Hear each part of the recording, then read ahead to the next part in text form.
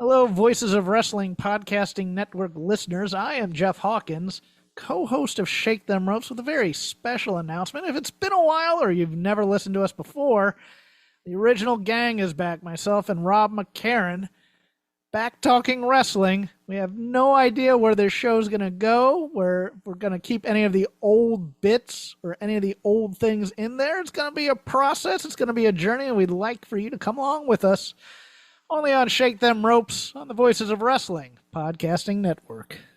This podcast is a member of the Voices of Wrestling Podcasting Network. Visit voicesofwrestling.com to hear the rest of our great podcasts, as well as show reviews, columns, opinions, and updates across the world of wrestling.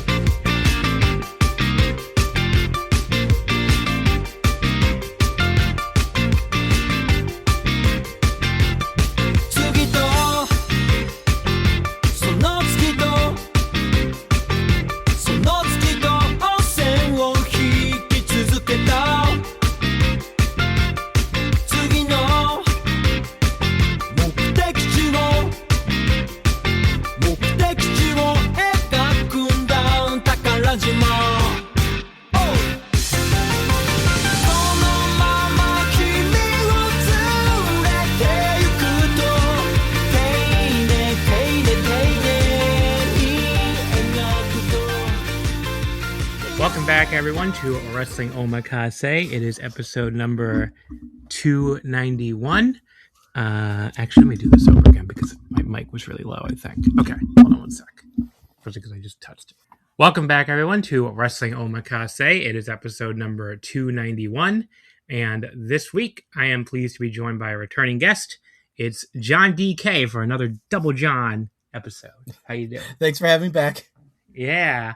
I guess we get to annoy the listeners again with the languages. I don't know if I have it in me to do that, man. I'm really tired, too. Oh, I know. There's no way. You were just talking about, like, you did 6 hours of sleep. So you told me off air your thing. I don't know if you want to tell people on air or not. I'll just tell people on air my thing. My tooth decided to explode over the weekend, which was super fun. Oh, that's what that was? Yeah. Considering I'm getting on a plane on Wednesday morning to go to Las Vegas for WrestleMania week. So perfect timing by my tooth.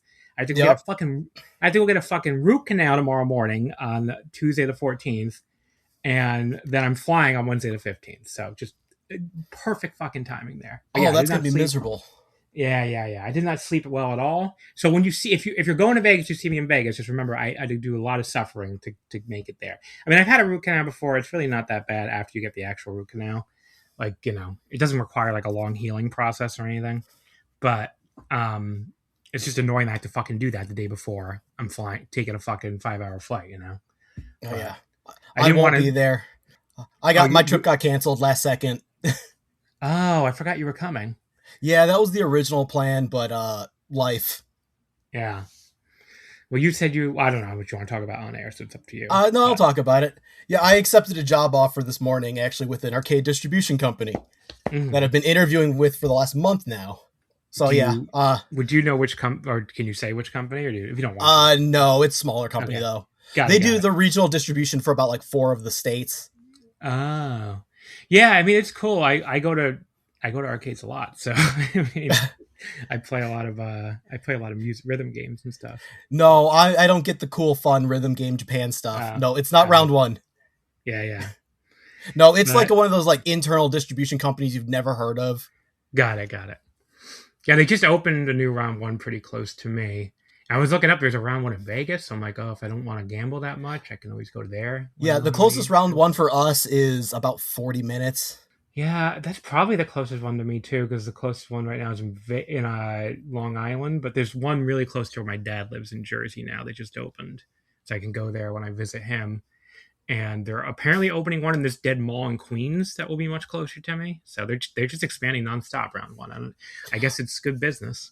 I mean, always packed when I'm in there. I mean, that's kind of why I got this interview, is they're expanding. Yeah. Well, people want to go places again, I guess. People are tired of sitting in their homes forever. So And also, there's a lot of big empty spaces. That's true too. Yeah, I'm sure that's the other part of these round ones is like keep going to these dead malls or these dying. Yup, malls. that's pretty much it. It's closed malls. Yeah. So it's cool. But yeah, we're here to talk about some pro wrestling. Of course, I'm like I just mentioned, I'm getting on a plane soon. You know, assuming I don't somehow die in the root canal tomorrow. Don't think that's an actual death risk, but you never know. I don't know. Just don't Candido yourself. Is that what happened? He got on a plane after a root canal? No, he had a leg surgery and I had a blood clot. Yeah, I don't think there's a major. I mean, I told the dentist, I'm like, I'm flying. I'm flying on Wednesday. Can we do this now? And he didn't say like, oh no, you can't do a root canal the day before your flyer. He was like, no, we'll squeeze you in because I didn't want to have this pain the entire fucking time. That is for sure. So, you know, it'll get me out of pain at least. But anyway, what we're here to talk about is some pro wrestling. I'm going to the WrestleMania week shows. Obviously, they still have not like told us who the replacements are for the Stardom show because they polled people. Didn't say Fuwa-chan, Maki Ito, and one more person. Who was the third? I'm trying to remember off the top of my head. They have it Fuwa-chan, on the Maki. site. Yeah, Fuwa-chan, Maki Ito, and I can't remember the third. Yeah, I don't remember the third. Yeah, it was somebody. Who the fuck was it? Fuwa-chan, Maki Ito, and Yurihime. So those are the three that were not able to get their visas in time because you know, if you see a Trump voter, thank a Trump voter because they fucking made the fucking immigration flying department. is not easy right now. Well, no, it's not even just flying. It's like just trying to get like work getting in the country, anything. Yeah, work visas are impossible right now. So, you know, I just had my giant box of shit that I've had my PO box land like this morning. Thankfully, I've ordered only paper, so I shouldn't get tariffed to hell. But you never have a clue. Yeah, it's just it changes constantly. Yep. But yeah, they couldn't get their work visas in time, so those three got pulled, and we still don't know the replacement matches. So, and it screwed up all the cards too for the whole weekend. Yeah, because it screwed up the Despy show. Yep. Maki Ito was supposed to be on the Spark Joshi show, although they hadn't announced a match for it yet, at least. But yeah, so it's like, you know, it's kind of a mess. But you know, I'm still looking forward to it. I mean, going to see a lot of people I know. Not you now, apparently. But, no. A bunch. But good news is I already spent that money somewhere else. Oh yeah, for what? It's in the Japan fund now. When are you going to Japan? I don't know yet. It's mentally spent. I pulled it, threw it in the corner. Okay. So I have to now travel now. Well, actually, you should go. You should go when I'm going. It'll be cool. Either going. What am I doing? I'm going this December and then next May, probably. Well, and this June, but that's a little short notice. My brother's wedding is in that season, but it should be all clear by then, so I should be able to go. Yeah. Well, one of my friends, I just found out, like a non-wrestling, like normie type friend, is going to normie type. She's going to Japan and Korea next month.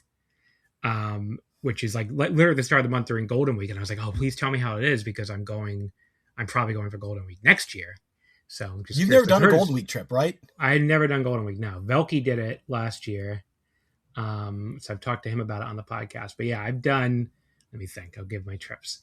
I did, Cherry Blossom season 2016. So like March, April. That was my very first one. G1 2017, G1 finals.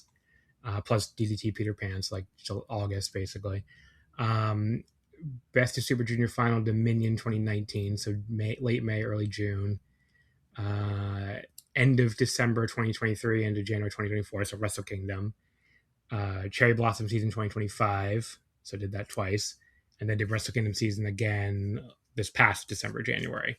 And now I'm doing June again, but not in time for Best Super Junior Final this time. This time it's for Dominion and Stardom the Conversion.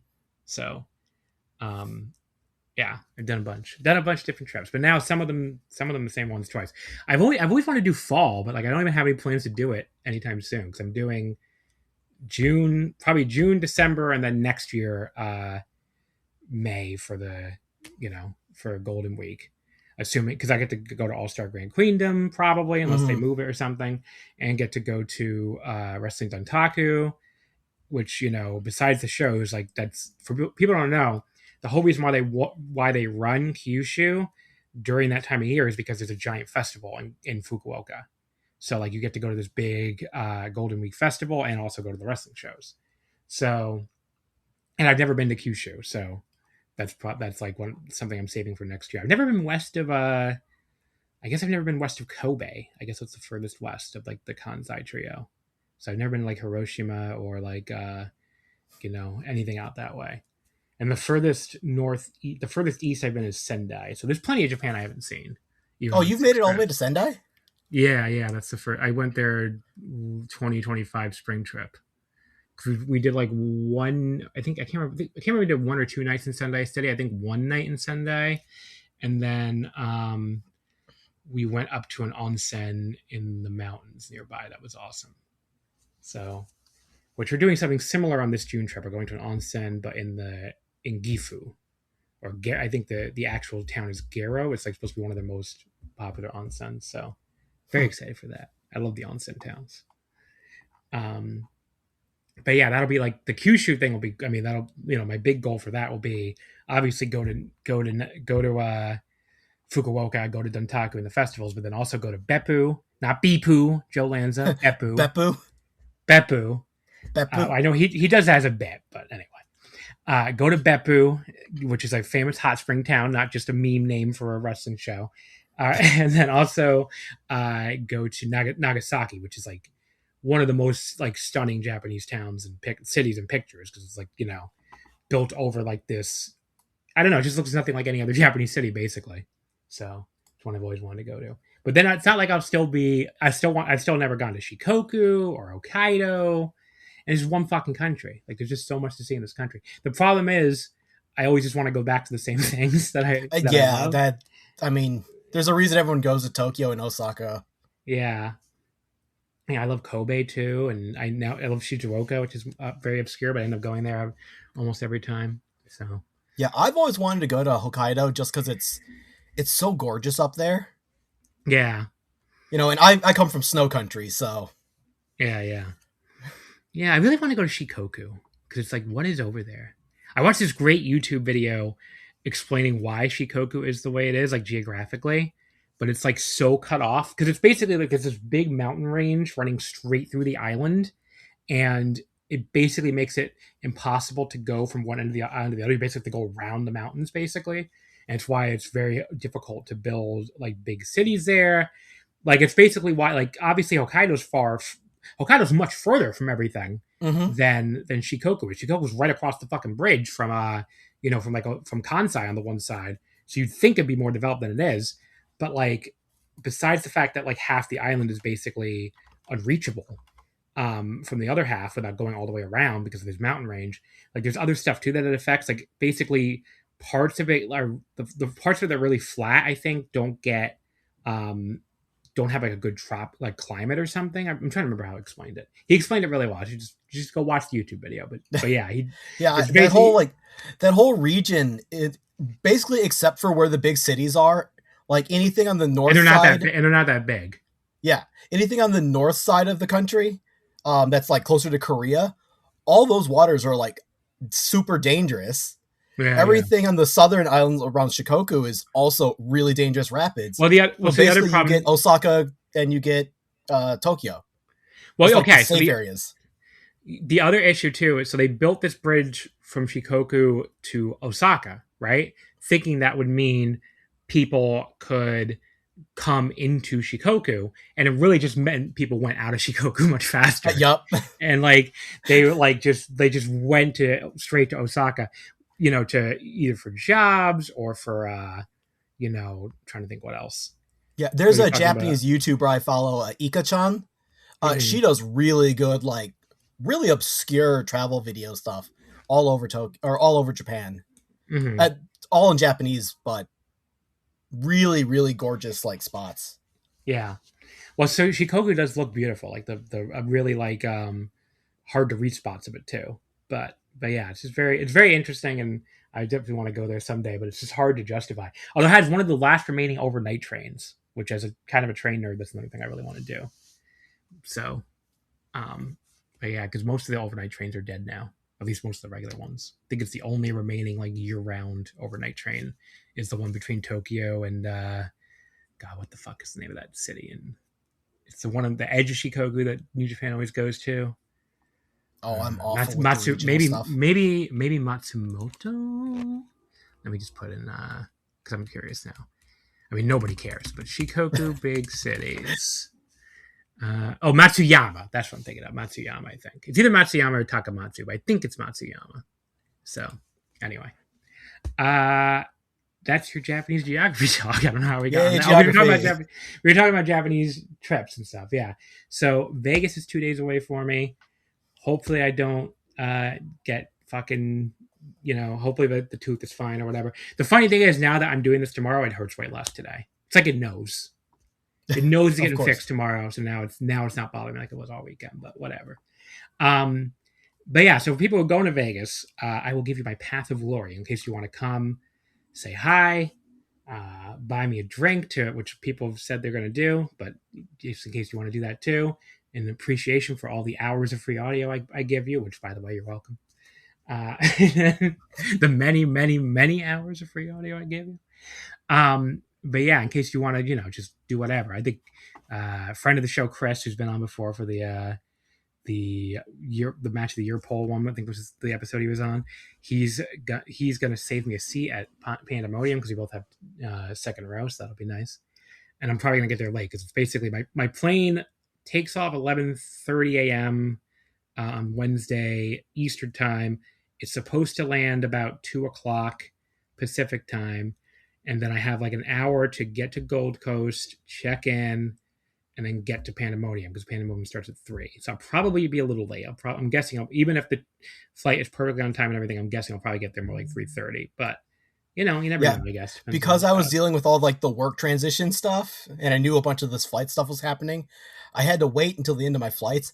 By the time I went to book my flights, they were like 4 times more expensive and half the flights were canceled. And I'm like, I'm just not going at that point. Yeah, it's just too expensive. And because I actually priced out my trip because of me having to delay stuff and all the fuel costs. My trip literally tripled in cost. And I'm like, I'm not doing that for Mania weekend. Yeah, no. When I've done multiple of them.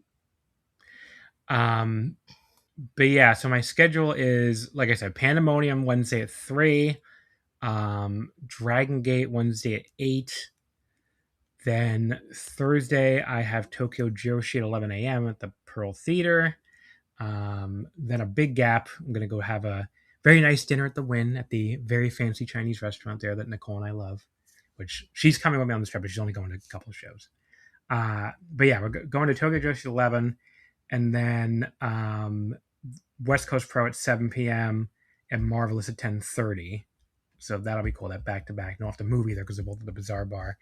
And probably my most anticipated show of the trip, I guess, would be the Marvelous show. I mean, getting to see, Spark Rush and against Mio Momino and Johnny Robbie. That match sounds awesome, and some other cool stuff. I mean, they just announced Magenta for that show, which I did not see that one coming. I did not think they were going to be able to book them. I'm surprised they actually did it. Yeah. Because they were like the only ones that weren't booked for the longest time, and then all of a sudden, like, oh yeah, we are bringing Magenta. Yeah. I'm like, they had their opponents are X, but still, I mean, I just love their whole aesthetic. Like, I love their whole like how they look like two, hooligans on the streets of Shibuya from like 1998 or whatever. Like, yeah, see, I always have this problem with everyone, but like, I've always been a big fan of Maria. I don't like the heel gimmick. So it's kind of that same thing that like with Mitsu Masui, I'm like a huge fan of her. Momo Watanabe, I'm massive for, but like with the Starlight Kid, heel turn, one of my favorite wrestlers, heel turn kind of turns me off. And I'm like, they keep doing this to all my favorites.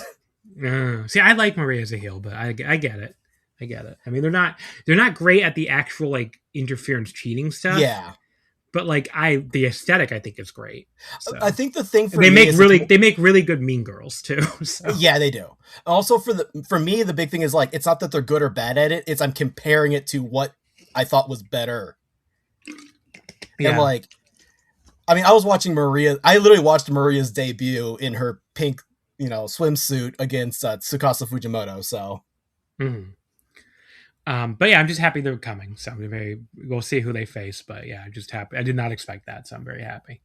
But yeah, that's my Thursday. Friday, I have nothing until Stardom at 3.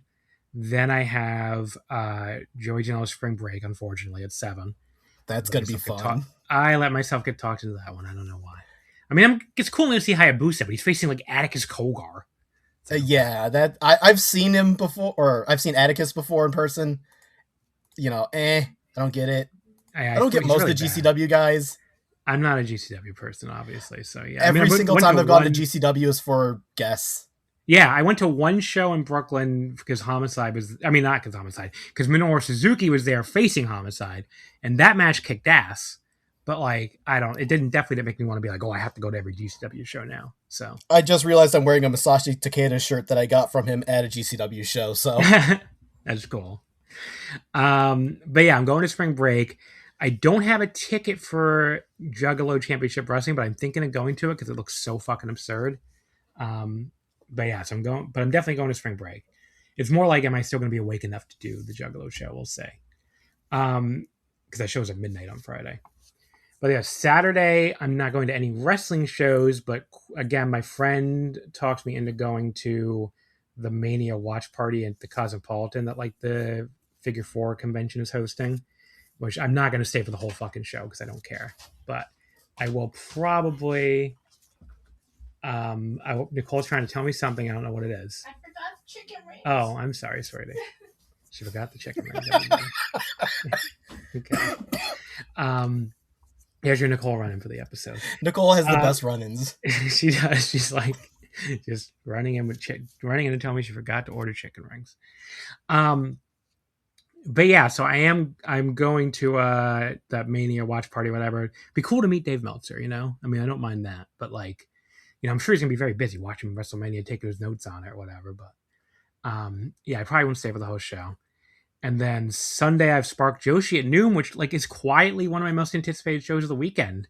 I mean, they booked some really cool stuff on that show. I mean, assuming what I assume is the restriction, which they probably can't book Stardom wrestlers one-on-one against each other, because why would Stardom let them do that, They paired up Azumi and Rina in a tag match, and they paired up Natsupoi and Starlight Kid in a 4-way. And those are two really good pairings if you're going to book like Stardom wrestlers, Yeah, I've been to 2 Spark shows, and they've always been really good, so... Yeah, I've seen... Some of my friends have given, like, more mixed reviews on it, but, They're not, like, the super high-end shows, but they're a lot of fun. Yeah, totally. I mean, I'm assuming, like, I'm not expecting a bunch of Match of the Year contenders at the end of a long weekend when the Stardom people have, All-Star Grand Queen in less than 2 weeks away at that point. But, I'm more looking forward to the Stardom show at this point. So at least that show looks wonderful. No, it's not good. It's not good. I just wish that Stardom would figure out that like we kind of want Stardom shows, not like Tokyo Joshi and DDT have had like the best Japanese shows in America. Yeah, New Japan does the same shit. Where it's like if I wanted to go to an AEW show, I go to a fucking AEW show. I don't need AEW versus Stardom or AEW versus New Japan. I get that you're not going to bring every rookie because like you have limitations on flights, but look at the Vancouver shows that they just did in the shows in Texas. Like you can fly people out for stuff. Yeah. So I don't know. It's always very annoying. So, and that's even before people got pulled. So, I'm not happy with that Stardom show, but what are you going to do? It's still going to be a good show. It's still going to be, I'm sure it's still going to be fun. But it's not, it's not the same. Yeah. Yeah. Anything else? Let me think. My tooth exploded. Going to Vegas. Guess that's pretty much it. Can't think of anything else that happened really in the last week. Let's get into the wrestling then. So I'm going to start out with the All Japan Champion Carnival, since obviously the Champion Carnival, it's their big tournament of the year. Night one's one of the biggest nights of the year. Now, John, unfortunately, did not get to this. or surprisingly the 2 Tokyo Joshi shows, because as you mentioned, he's been very busy. So I will do the All Japan shows quickly while he's on the air here, and then we'll do all the stuff that he did watch, which was the Stardom shows, Sendai Girls, and for some reason GLEAT. GLEAT was the first one announced. Literally all of our shows were like right at the end of the weekend. And then I'll do the Tokyo Joshi solo at the end. So after we say goodbye to John, instead of making him sit through that too. Okay, so let's see. All Japan, night 1 Champion Carnival. So it was from this past Sunday, yesterday, April 12th. An announced crowd of 1,194. Now that is up a bit from the opening night last year, which was 1,105, and I am one of the 1,105. That was the Champion Carnival show I was at last year during my trip. I think the very last show I went to when I was very sick and like could not fucking keep my eyes open practically. So yeah, definitely not the most fun wrestling show experience of all time for me. But yeah, this show I think was better than that one anyway, even with the bad memories of being ill at the end of my trip. I will say the one thing worth noting though for it being up is last year was a Wednesday versus a Sunday this year. So obviously Sunday always going to be easier to draw on than a Wednesday. So I only watched the champion. Oh, before the matches, actually, we got the traditional introduction of all the wrestlers in the tournament with the trophy in the middle of the ring. I love that they still do that. So that's a good opportunity to go over who's in this thing because not all of them have matches. We started out with the B block with Ryuki Honda, Yuma Aoyagi, who was replacing Cyrus. Yuma was not supposed to be in this tournament. Originally, after he got suspended for running the red light and crashing into that guy. So him getting added sure as fuck improved this show, as we'll get to a little bit later. But yes, Yuma Aoyagi here to replace Cyrus, who hopefully he's okay. Apparently just canceled his ticket without saying anything, so nobody really knows what's going on with him. I didn't see, there's been an update since that. I didn't see it. Then Zion, Daisuke Sekimoto, Jun Saito, Ren Ayabe, Hideki Suzuki, and then Madoka Kikuta, the Open the Dreamgate champion. He was not here, so he did not come out here. He was presumably wrestling for Dragon Gate. So then we got the A block: Yuma Anzai, Talos, Odyssey, Kengo Mashimo, Kuma Arashi, Go Shiozaki, Kento Miyahara, the Triple Crown champion, of course, and then last year's winner of the Champion Carnival, Rei Saito, who at first I was like, why is he coming out after the Triple Crown champion? I was like, oh yeah, he won this fucking tournament last year. I totally forgot for a second. The theme song they used during all of this, I can't remember if it's some like traditional theme song. I don't think it is. I don't think it's like a big traditional song, like the one they opened the show with, but someone can correct me if I'm wrong. But it sounds like something you'd hear in like an F-Zero menu screen, like a menu screen in an F-Zero game, which I mean as a compliment. It's a very cool song. But yeah, so good on them for that one. Our card here, it starts out with now again, I did not watch these 2 6-man tags, but I'll just give the results for clarity, which I never watch these undercard tags during these tournaments. These tournaments are long enough, folks, and I have enough wrestling to watch. But yes, the opening match was Dan Tamura, Hokuto Omori, who I still can't believe isn't in this, and Hikaru Sato, defeating Seigo Tachibana, Shota Kofuji, and Seki Yoshioka. It was Tamura beating Tachibana in 10:45 with the La Magistral Cradle. Moving on to the first match I did watch, which was your A block opener. It was Rei Saito defeating Kuma Arashi in 8 minutes and 22 seconds with the BBQ bomb. This match was really fucking good. Actually, way over-delivered for me. So the two of them running each other into the guardrails on the outside was pretty entertaining. From there, it just became like a big boy power match. Kuma managed to like briefly lift Rei up onto his shoulders on the outside, which did look impressive. And then he did it again a bit later in the ring, but he just couldn't keep him up. But I mean, look at the size of Rei Saito. Kuma won a lariat battle after that, but then Rei immediately hit him with a front suplex after Kuma had been going for one of his own. I really liked Rei just kind of grabbing Kuma by the throat and slapping him across the face. Very cool, very simple move. And he followed that up with this huge crossbody for 2, followed by the lifting powerbomb, the BBQ bomb, for a big first win for the defending champion. 3 3/4 for this. Really good match. Great, like, big man sprint there. They just really went all out here. It was a great way to start the tournament. So definitely over-delivered for me. Speaking of over-delivering, although just I mean, I guess compared to what he's been doing recently. Daisuke Sekimoto defeated Yuma Aoyagi in 15-14 with the Big Bang Catastrophe, your B block opener. Yuma, the big thing with Yuma Aoyagi, obviously, he's been such a goofball in recent years. Since he got back from the suspension, he had been showing signs of trying to wrestle as more of a straight, a straight wrestler again, I guess is the best way to put it. Like just a straight ahead, not comedy wrestler anymore. Instead of all the goofy shit. There were times when I felt like he almost couldn't do it. Like he just was too engrossed in his own quagmire of goofiness. The way I put it off the top of my head right now, to even get back to being a totally serious wrestler, because he would just be smirking for no reason in these tags and stuff. But here, he just wrestled completely straight ahead, completely normal. He wasn't smirking or anything. He just fucking had a match here. And it was so refreshing. Daisuke Sekimoto kind of treated him as like, a you have to prove yourself to me type guy throughout this match, especially the way he just no-sold his offense at times early on, which is kind of crazy when you remember that Aoyagi's a former Triple Crown champion, but it makes sense given that he just got suspended in shame and all of that. So it's like, this guy is, he's got to fight to prove himself again, and that's pretty much the message they're sending here. Sekimoto hit a really nice dive to the floor at one point. Then they started doing headbutts, and Sekimoto started bleeding hard way. Yuma just was working so hard here. He's cuts him off on the top rope at one point by just charging up there, and then he drop kicks him when he gets knocked off. They trade German suplex no sells, and then Sekimoto just plasters him with a lariat before they're both left down.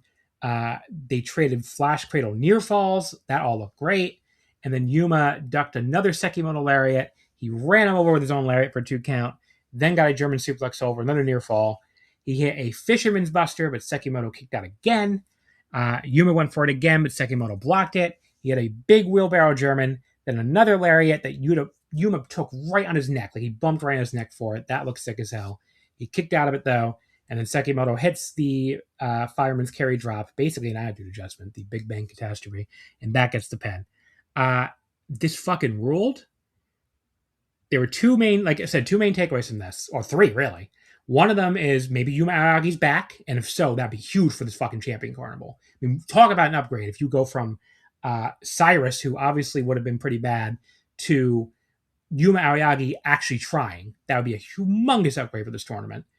Second of all, Sekimoto looked motivated and capable here. Now, I still wonder about his body holding up over an entire tournament, but on night 1, he looked really good.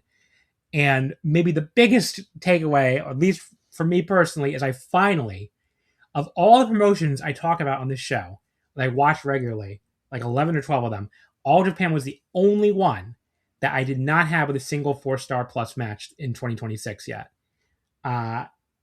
Even fucking GLEAT, who, as we're going to talk about, it's been pretty fucking bad, had 1 for me. So, the streak finally is broken. The waiting is over. As Sam Rosen, the New York Rangers announcer, would say, the waiting is over. We have our first notebook match from All Japan Pro Wrestling 2026. 4 1/4. Yeah, I'm actually a little bummed I didn't get to watch this, because I actually was kind of excited for it. Yeah, this was awesome. I mean, there's some really bad stuff coming up on the show too, as we're going to get to, but this match was awesome, and so was the main event. We'll get to. But yes, the waiting is over. 4 1/4. All Japan, you did it finally. Champion Carnival A block. Here's where the show goes down the tubes for a little bit. Kengo Mashimo defeats Talos in 7:31. This ended the 2-match great match streak the Carnival been on. Just really slow, really boring. Just Kengo working on Talos' leg in kind of dull fashion. And then Kengo just kind of awkwardly rolls him up out of nowhere for the pin. Not good at all. Below average match. 2 1/4. After this match, we got introduced to a new young boy. Now, I should have looked up his name. Let's see if they have it on the site. Because I know I think they introduced him at some point, but I mean, they definitely said it, but I didn't catch what it was. Let's see. Oh no, that wasn't even a new young boy. That was the fucking sexual assaulter announced he's gonna have his re-debut match on May 17th at Oda Ward. Yasuaki Yano. Never mind. Thumbs down for that. Just when I'm ready to praise All Japan for something, that's something they do something bad again. So after that, we had an 8-man tag, which was Kento Miyahara, Ryuki Honda, Atsuki Aoyagi, and Rising Hayato, defeating Odyssey, Shotaro Ashino, Musashi, and Ryo Inoue. It was Kento pinning Inoue with the shutdown German in 12-14. Again, I didn't watch it, so can't tell you anything about it. The next Champion Carnival match, Block B, was Zion defeating Hideki Suzuki in 5:55 with a diving headbutt in the B block. Going in, I was like, this can't be any worse than their fucking oops all stalling match from last year's Champion Carnival, where I swear to God, they went like at least double the time of this match, but touched each other for maybe 30 seconds. And it wasn't worse than that. I mean, this match had more action in the first 90 seconds alone than last year's whole match did. It still wasn't good or anything, but it was definitely better than that piece of shit. Suzuki was pounding on him, then he was choking on him in the corner. They did have a strike exchange a bit later that's a little awkward. Both guys were seemingly not sure who was supposed to, hit the other one when. And then Zion nearly dropped him on his fucking head with a very scary backdrop suplex that Hideki just barely managed to rotate himself over the last second for and land on his face. So, which again, it's bad. It's probably bad when landing on your face is the better option, but he could have broken his neck if he hadn't rotated around. And then Zion hit a diving headbutt for the pin. So yeah, just an average match. Again, a big improvement on last year's 2.5. Nothing you would want to watch though. The worst match on the show by fucking far was Jun Saito defeating Ren Ayabe in 20. Or no, sorry, reverse that. Ren Ayabe defeating Jun Saito in 20 minutes and 12 seconds with the Death Roulette in the B block. Very, very slow paced match. So fucking boring. And the crowd, which had been super hot for everything up until this point, for some reason, All Japan crowds, they will be really, really hot, and then intermission will happen, and it will take them forever to come back, if at all. And here on this show, they did come back eventually in the main event, but for this match, they were making barely any noise, and it does seem to be a recurring problem with All Japan crowds.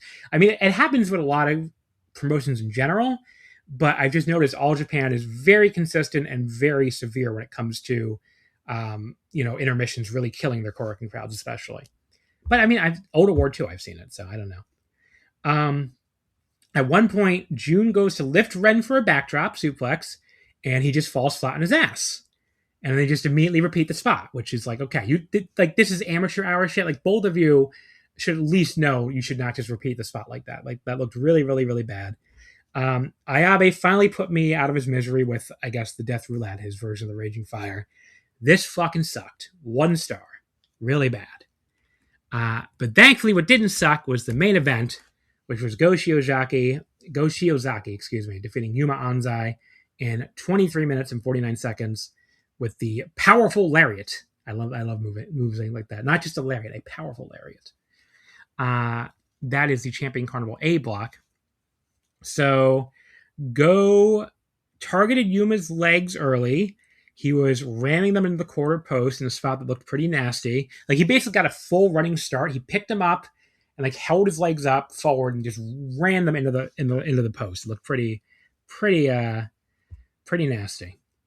I feel like my train of thought is even worse than usual, by the way, and my speech, because of again, I'm on drugs right now for my toothache, so I apologize for that. Go put Yuma in a half crab back in the ring, but he's able to make the ropes after a struggle. They started trading some very hard strikes, especially the chops from Go. Yuma ducked a lariat and hit a German suplex. Then he had a second one, but Go keeps getting right back to his feet. He avoided a running knee, hit this huge short-range lariat, but then he collapsed, but left both guys down. And the crowd at this point was super back into the show. They were chanting very loudly for Anzai. They traded more and more bombs for Go, hit the Go Flasher for a super close near fall. Again, Korakuen's totally losing their shit at this point. Anzai rocked him with an elbow, just kept firing elbows to his face, but Go just lariated the leg out from under him. Now, here's where the big complaint of this match is and where I am going to be lower than some people. The leg work they did at the start, Anzai completely ignored it for the rest of this match. And to me, it's almost worse that they did this little callback spot here where, like, Go suddenly lariated his legs out from under him and then locked in a cloverleaf. He's turned into a standing version. Then Anze was able to make the ropes. But, like, you would say, okay, cool, they did a callback to start the match. But, like, Anze didn't sell the leg at all after that. And he didn't sell the leg at all really after this either. He was running around doing his normal knees and everything else. So, yeah, I mean, that kind of, like, if you're going to do a leg match, to me, you have to do a leg match. You cannot just do leg work at the start of a match and just ignore it the rest of the match. Like, again, matches I put over very, very strongly, like, Starlight Kid Suriano last year, which was a double leg match, which was very, very difficult to do. They sold the leg the entire fucking match. It hobbled them the entire match. They did their moves slower and they executed them differently because of the leg work. And yeah, you can't just, if you're going to do a leg match, you have to do a leg match. Just don't fill your time. If you're just going to fill your time working on a leg and then have the leg work not do anything else for the rest of the match, besides one little brief callback spot where you drop it again, I'd almost rather them not do the callback spot if they're just going to drop it again immediately after. So yeah, it just doesn't, that part is the big flaw of this match. But other than that, again, it was incredibly exciting and the crowd was super, super hot and all the stuff looked amazing. So I get why people are going really high on it. Anze hit a pair of running knees for 2. Again, not selling the leg. He ran straight into a go lariat. He popped up and fell directly on his neck for another one. But again, he kicked out at 2. And then Go finally hit another huge lariat for the pin. So yeah, definitely awesome. Definitely the hottest match in All Japan in ages. I think even hotter than the December 31st title match with Anze and Kento. But again, I just 4.25 is my ceiling for this when you have the leg work and it's completely forgotten about. Like, I just can't go higher than that. So I can't be, I've seen people say it's like a match of the year contender. I just can't have it that high, when you have, like, you're blowing off the leg work. But yeah, still a very good night for All Japan. Again, they go from 0 matches in my notebook to 2. Just finally had some really good wrestling on this promotion. Of course, it's easier to have a great night 1 than it is to have a great night 5 or whatever, or, whatever nights you're in, like, these tiny buildings in front of 300 people, like they're gonna be. So those will be the big test. But I mean, night 1 was better than it was last time, so definitely can't complain about that. And we'll see if they can keep this up. But definitely, this made me feel a little better about the Champion Carnival this year. So hopefully they can keep it up and have a really good tournament. Your standings update really quick. Obviously, not much of an update given not everyone has even wrestled yet. In A block, you have Go Shiozaki, Kengo Mashimo, and Rei Saito, all 1-0 for 2 points. You have Kento Miyahara and Odyssey, who are both 0-0. They both haven't wrestled yet. And then you have Yuma Anzai, Talos, and Kuma Arashi, who are all 0-1.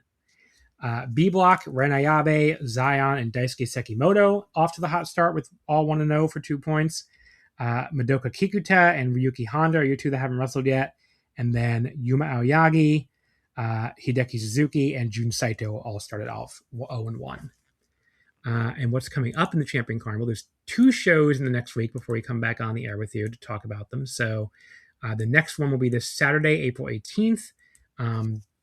This show is from the Nagoya Kinjo Wharf Arena main arena. So in Nagoya City, obviously. I don't know why I said Nagoya City. Nagoya is not a prefecture. It's an Aichi prefecture. So their tournament matches: B block, Ren Ayabe versus Zion, Hideki Suzuki versus Daisuke Sekimoto, Jun Saito versus Yuma Aoyagi, and Ryuki Honda versus Madoka Kikuta.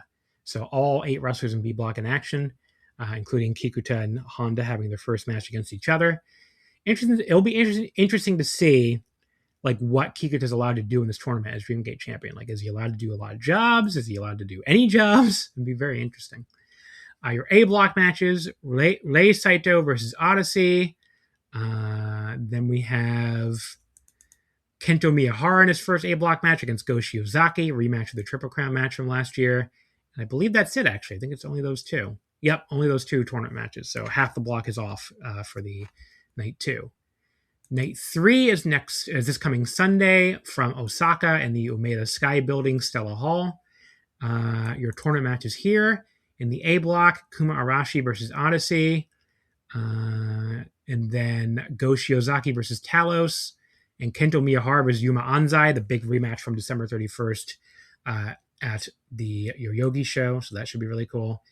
B block, you have Hideki Suzuki versus Ren Ayabe. Ooh, that could be rough.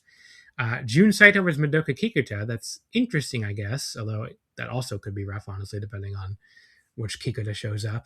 And that is it. So not a lot of tournament matches on that show. Did I give them all? Oh, no. Also, B block has Ryuki Hana versus Yuma Aoyagi. I think I missed that one. But yeah, some good stuff on that. Some good stuff on these two shows. Definitely something I'm looking forward to. Kenta Yuma, Kento Go, and Honda, Yuma Aoyagi. Some cool stuff there. So we'll hopefully Champion Carnival can keep the momentum going as we head to nights 2 and 3. All right, let's go over to Stardom now, which means I can finally stop talking at one point. So we'll do Stardom's April 8th Korakuen and April 11th Korakuen. They ran 2 Korakuens very close together. The big question was, would they break their streak of 4-digit Korakuens, not dropping below 1,000 attendance, running 2 Korakuens this close together? And unfortunately, the answer was yes. This April 8th Korakuen from last Wednesday did only 906 people, easily their smallest crowd in quite a while. Were you surprised? No, I assumed they were going to go under 1,000, but it's kind of amazing that we're even worried about them going under 1,000 at this point. Yeah, I mean, remember the days when they barely ever used to crack 1,000. Yeah, for years it was mostly empty building. Yeah, but definitely a different atmosphere now. And they rebounded really well in the 11th, as we'll talk about. Yeah, that one was pretty sold out. Yeah. The opener of this Korakuen show was B. Priestley, Momo Kogo, Honoka, and Saran, defeating Xena, Rion, Tabata, and Ane Kanaya. It was Honoka pinning Rion in 7:31. So Saran is a young wrestler. She's only 17. She started with Ice Ribbon in 2021 and moved to Wave in 2025. Was not familiar with her going into this, really. I might have seen her on the Wave show last year. I can't remember. Oh, I've seen a lot of Saran. Okay. I didn't think she looked that impressive here, but she's actually pretty good, but she's younger. Like, she debuted when she was 12. Yeah. She was a kid wrestler. Xena fucking slapped the shit out of poor B. Priestley's chest at one point. That was probably the highlight of the match. That was loud. That was very, very loud. And then Honoka pinned Rion with a cradle after Rion had just gotten a very close near fall with one cradle herself. I thought that was okay. 2 3/4. Oh, I was 3 1/4. Then we had I'm actually surprised because last week you gave some Honoka hate, and I'm like, really? I've never heard anyone dislike Honoka. I did? Yeah. I don't remember that. I don't dislike them. Honoka. Yeah. You were just not impressed. Even though Honoka's usually like really good. Yeah. She has not been great in Stardom. Like, that is probably her weakest stuff because she's typically wrestling like on the New Blood undercard stuff. Yeah. But like, did I she see did her? Sorry, I was gonna say, did I see her? Yeah. Is she the one that Saya Kamatani faced at the? I'm trying to remember if she's the one that Saya Kamatani faced for the Regina D Wave at the Wave show I went to. No, that would have been Kohaku. No, it was Honoka. Oh, it was? I just looked it up. Yeah, April 1st, 2025. Oh, you're not talking about the title loss. Okay. No, the title loss. She beat her in the main event of that match. I remember not being that impressed with that one either, but I don't know. Yeah, there's a really funny match with Honoka, Meisuruga, Kohaku, and Momo Hanazono with Tsuji Ishikawa as the referee. And it's all these 4-foot gremlins. The tallest one in that match is Honoka. And they literally made Tsuji cry, so... Then the second match was Mi Vida Loca, Suzu Suzuki, Rina Yamashita, and Itsuki Aoki, defeating definitely not Enex's V. My notes say not Enex's V as well. Maika Hanako and Waka Tsukiyama, Aoki pinning Waka in 7:10. Not EXV jumped MVL during their entrance and brought them all around ringside. Very nice exchange with Hanako and Rina just slugging it out in the ring. I continue to be amazed by what a breath of fresh air Hanako has been since losing the future title. It's like some combo of her not being in singles matches all the time, which she's not very good at, and maybe also just the pressure being off her now she's no longer a singles champion. Yeah, I think that's a big part of it. She's better as a tag wrestler. she feels way more relaxed or something. I don't know. Yeah, that's what I think too. Yeah. But yeah, she looked a lot better. She's looked a lot better lately. Aoki pinned Waka with an air raid crash. Short match, but quite fun while it lasted. So 3 1/4. Yeah, that was 3 1/4.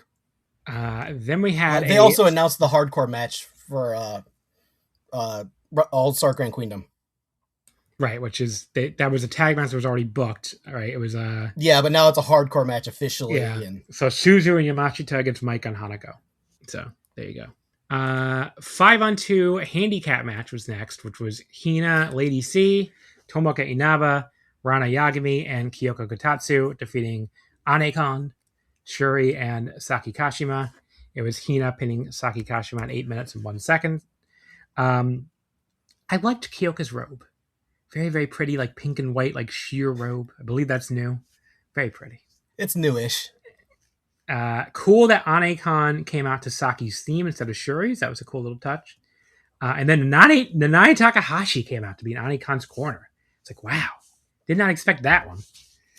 But she was Saki's debut opponent, so that's why. But, like, did you think she was going to be able to show up? I didn't.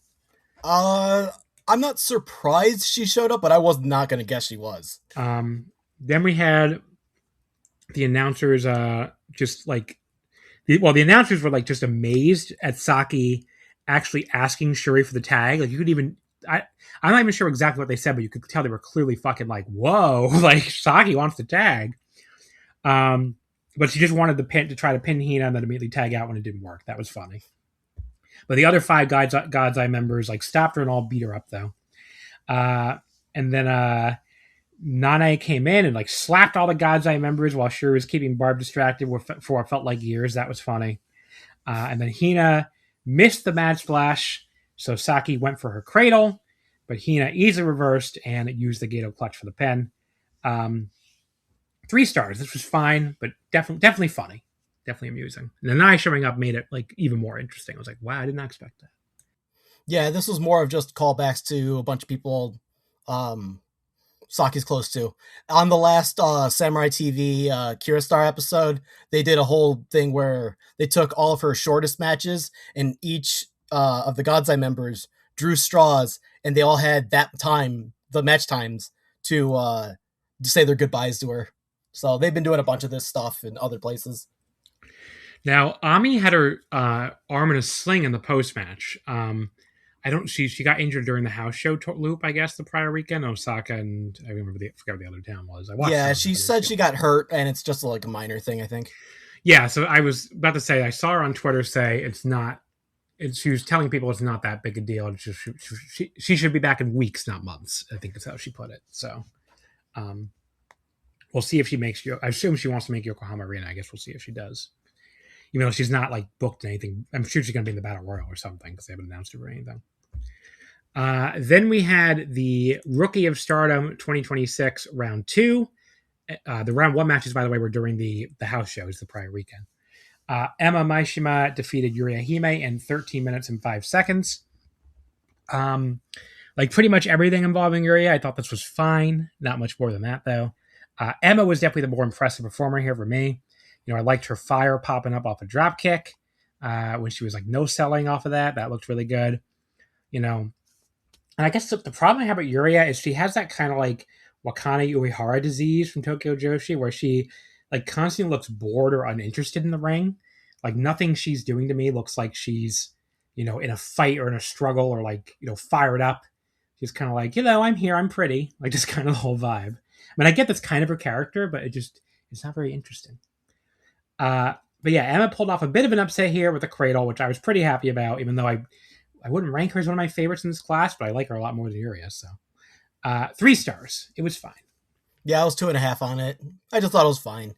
Then we had the other Rookie of Stardom second round match, the other semifinal, which was Kikyo Furusawa defeating Akira Kuragane in 13 minutes and 51 seconds. Wow, is there a big difference between the 2 semifinal matches here? So yeah, I thought this was great. Yeah, this was really, really good. Both these girls are just fucking pounding on each other. Kikyo really went after Akira's leg, just repeatedly stomping it against the ropes at one point after Akira missed a drop kick. There's this big Kikyo chant from the crowd down the stretch as she kept surviving this onslaught from Akira. She hit a basement dropkick as a counter on a charging Akira. This cool slam to leg, I'm not even really sure what it's called. And then put on The a muffler stretch suplex thing? Yeah. That was awesome. So Murata on the entire match was like, what is she trying? And she tried it like 3 or 4 times. And he flipped out when she actually got it. Because whole match, he's like, what is she doing? What is she doing? What is this thing? Yeah, it was a great build. And then she put Akira on this really neat, like, cross leg version of her ankle hold. And Akira was selling so well here, just screaming, desperate, like, she does not want to quit to Kikyo. And she had no choice but to give up. Great match, 3 3/4. These two were great here, and it blew away the other semifinal. That's for fucking sure. Oh yeah, this was definitely 3 3/4. Then the 6-woman tag, which was Natsupoi, Suriano, and Yuna Mizumori, defeating Hazuki, Fua-chan, and Maki Ito. Sayori pinning Fua in 12:42. Fua was so annoying to Sayori that it was just making me want to see Sayori kick her ass even more, even, as a Sayori stan, I guess, or Oshi. But, like, I like Fua-chan, but she was just so fucking annoying here. I was like, okay, Sayori, get this girl. Go, get her. I was very happy when Poi, started choking her in the corner, and when Yudamon was, pulling on her wacky rainbow hair extensions. I'm like, you know what? If anyone deserved cosmic heels, we're so cute, we can be heels nonsense. It was Fua-chan in this match. Maki did some really amusing work of her own, based off of having her famously hard head. She was no selling Poi's kicks. In fact, Poi sold it to hurt her foot at one point, and then just destroyed her with a headbutt. Fua though took so long dancing around when she had Sayori down that it pissed off Hazuki and Daichi too, the referee. And Maki accidentally hit the stunner on her own partner Fua, and that set up Sayori hitting basically a whole full course of moves on her for the pin. This was quite fun. 3.5 stars. Good match. Yeah, it was 3 1/4. This was more of a setup one for me and more angle stuff, but yeah. Definitely check out all the post-match stuff and the translations for this one because there's a lot here. Yeah, the post-match. So Maki is now calling Poi Aku Poi, which is evil Poi, which I thought was funny. Poi responded by destroying the Kawaii of Kawaii belt for the 500th time, but then Maki pulled out an enormous Kawaii star from under the ring. I died when I saw that. That was so fucking funny. She nailed Poi with it, but Poi grabbed hold of it and nailed Ito with it, and then took it to the back to enormous boost from the crowd, which was very funny. Not exactly disproving the Aku Poi allegations here, Poi, I have to say. But yeah. And then this one did a lot for setting up. So this was setting up the rivalry between Starlight Kid, Hazuki, Fua, Sori, Maki, and Poi all at the same time. Yeah, sorry, I was muted there for a sec. The other thing is God, what was I going to say? Oh yeah, this is before they announced that they were pulling those wrestlers from the show too. So I remember thinking, I'm glad I'm going to see Poi and Maki Ito continue this feud in person in Vegas. Ha ha! No, I'm not, because nope. Fuck the U.S. government. But yeah. Also, Hazuki confronted Fua-chan afterward and told her, basically, she was like, "You're being too lighthearted in the ring," I think is what she said, and embarrassing me as your mentor. Oh god, something all these. Yeah, I have the whole transcripts for everything, and these are really long. I have to find it. Yeah, I think that's what she. I think that was basically just so yeah, basically what it was Hazuki is getting mad at Fua for being too cocky, and then Starlight Kid is coming in saying she's not doing a good job, and and telling Hazuki to chill out at the same time, and then challenge a singles match, which happened on the April 11th Korakuen, which the next one we're going to talk about. But yeah, she was telling Hazuki that she's not doing a good job, being her mentor. I think, right? Yeah, that's the big one. Yeah. Because Starlight Kid and Hazuki also have a long-term rivalry because Hazuki is technically Starlight Kid's trainer as well. Yeah, a lot of people don't seem to like Hazuki's training, but you can't argue with the results, really. It works, but kind of pisses people off. Don't know if the girl whose athletic background is listed as getting into fights would be the best role model, but because that was her athletic background, I think, on the website. That's the background. getting into fights. I'm like, okay. Well, excuse me. Then we had a 6-woman tag. Speaking of Starlight Kid, Starlight Kid, Azumi, and Miyu Amasaki defeating Natsuko Tora, Uraka, and Fukigen. Azumi beating Uraka in 9-16 with the Azumi Sushi. This was fine. I'm really sick of BMI 2000. I cannot wait for them to lose these fucking goddess belts already. Yeah, I'm kind of over with it. And like I like Tora, and Uraka's never been good. Like we know they're gonna so ready for this change. We know they're going to pull the faces out of the ring multiple times. They're going to avoid the dives, make them look stupid, diving on their own partners instead. It's like, it's just kind of played out for me at this point. Like, okay, we got it. They're badasses. Can we move on already? Azumi pinned Uraka with the Azumi Sushi. 3 stars. It was fine. Yeah, I had a 2.5. Then the 8-woman tag main event. Hanan, Saida, Ayasaka, and Sayaka Kura lose to Saya Kamatani, Konami, Rina, and Azuse Inaba. Saya pinning Sayaka in 15-26. Nice touch by Sayaka, like staring Saya down the entire time during her entrance. Excuse me, I'm still coughing. Just thought she looked really intense, like, okay, I'm going to get this bitch, like that kind of look. Ida wanted to start with Kamatani after their recent TV appearance together. The crowd was super into that. Later, Sayaka keeps trying to put Saya down. Seems like she probably has it with the violent screwdriver before her partner's saved. Excuse me. Saya Kamatani countered the Tokimeki spear with the Star Crusher. Hanan saved her, but then ate a white belt shot to the face from Konami. And then Saya grabbed Sayaka's wrist in a callback to the Korakuen Loser Leaves match last year, which would have been around the same time. And then hit the Kamigoe for the pin. Good match. Nothing more than that, though. Like 3.5 stars. Yeah, I was 3 3/4. Nothing special, but a lot of good setups for their upcoming matches. And then the post-match, Konami just kept blasting Hanan with the white belt. They just continue making Hate look as dominant as possible. And then Saya taunted Sayaka afterwards, says only 18 days until Kozen has to disband. Sayaka promised to do this on her own way from now on, but Saya tells her it's no use, so she may as well enjoy the road to disbandment. And then Kozen all get beat up some more. I thought this was like a dour ending even by their recent standards. I was like, oh, Jesus Christ. But yeah, I don't know. Yeah, this one was pretty dark, especially like with all the post-match stuff and the backstages. Yeah, I mean, like the backstage where everyone kind of consoling Sayaka and doing a big group hug after Sakura encouraged her to go become Red Belt champion as herself instead of a substitute for anybody else. That was really sweet.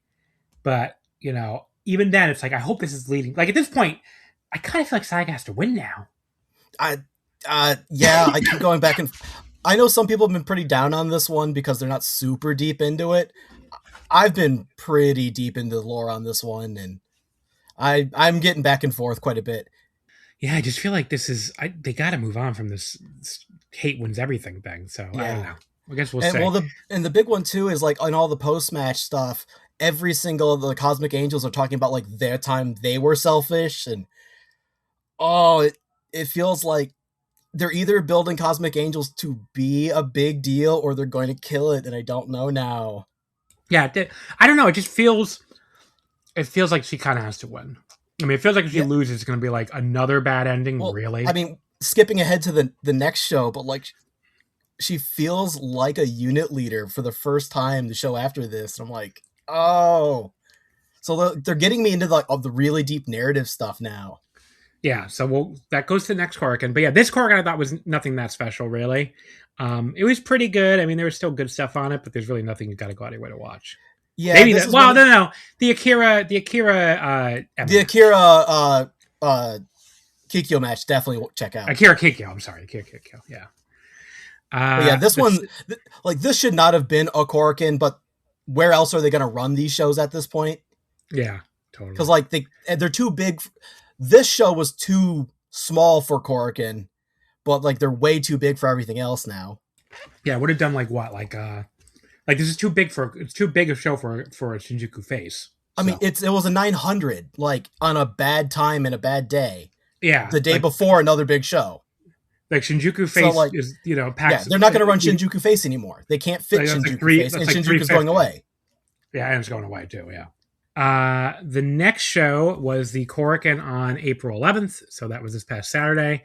Now, again, a great bounce back for them. They bounced right back up to 1422.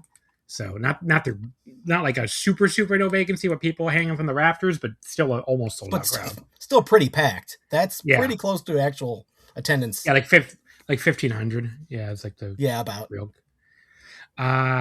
It started out with a dark match here, which was Akira Kuragane and Tabata defeating Motoi Hamabe and Ane Kaniya.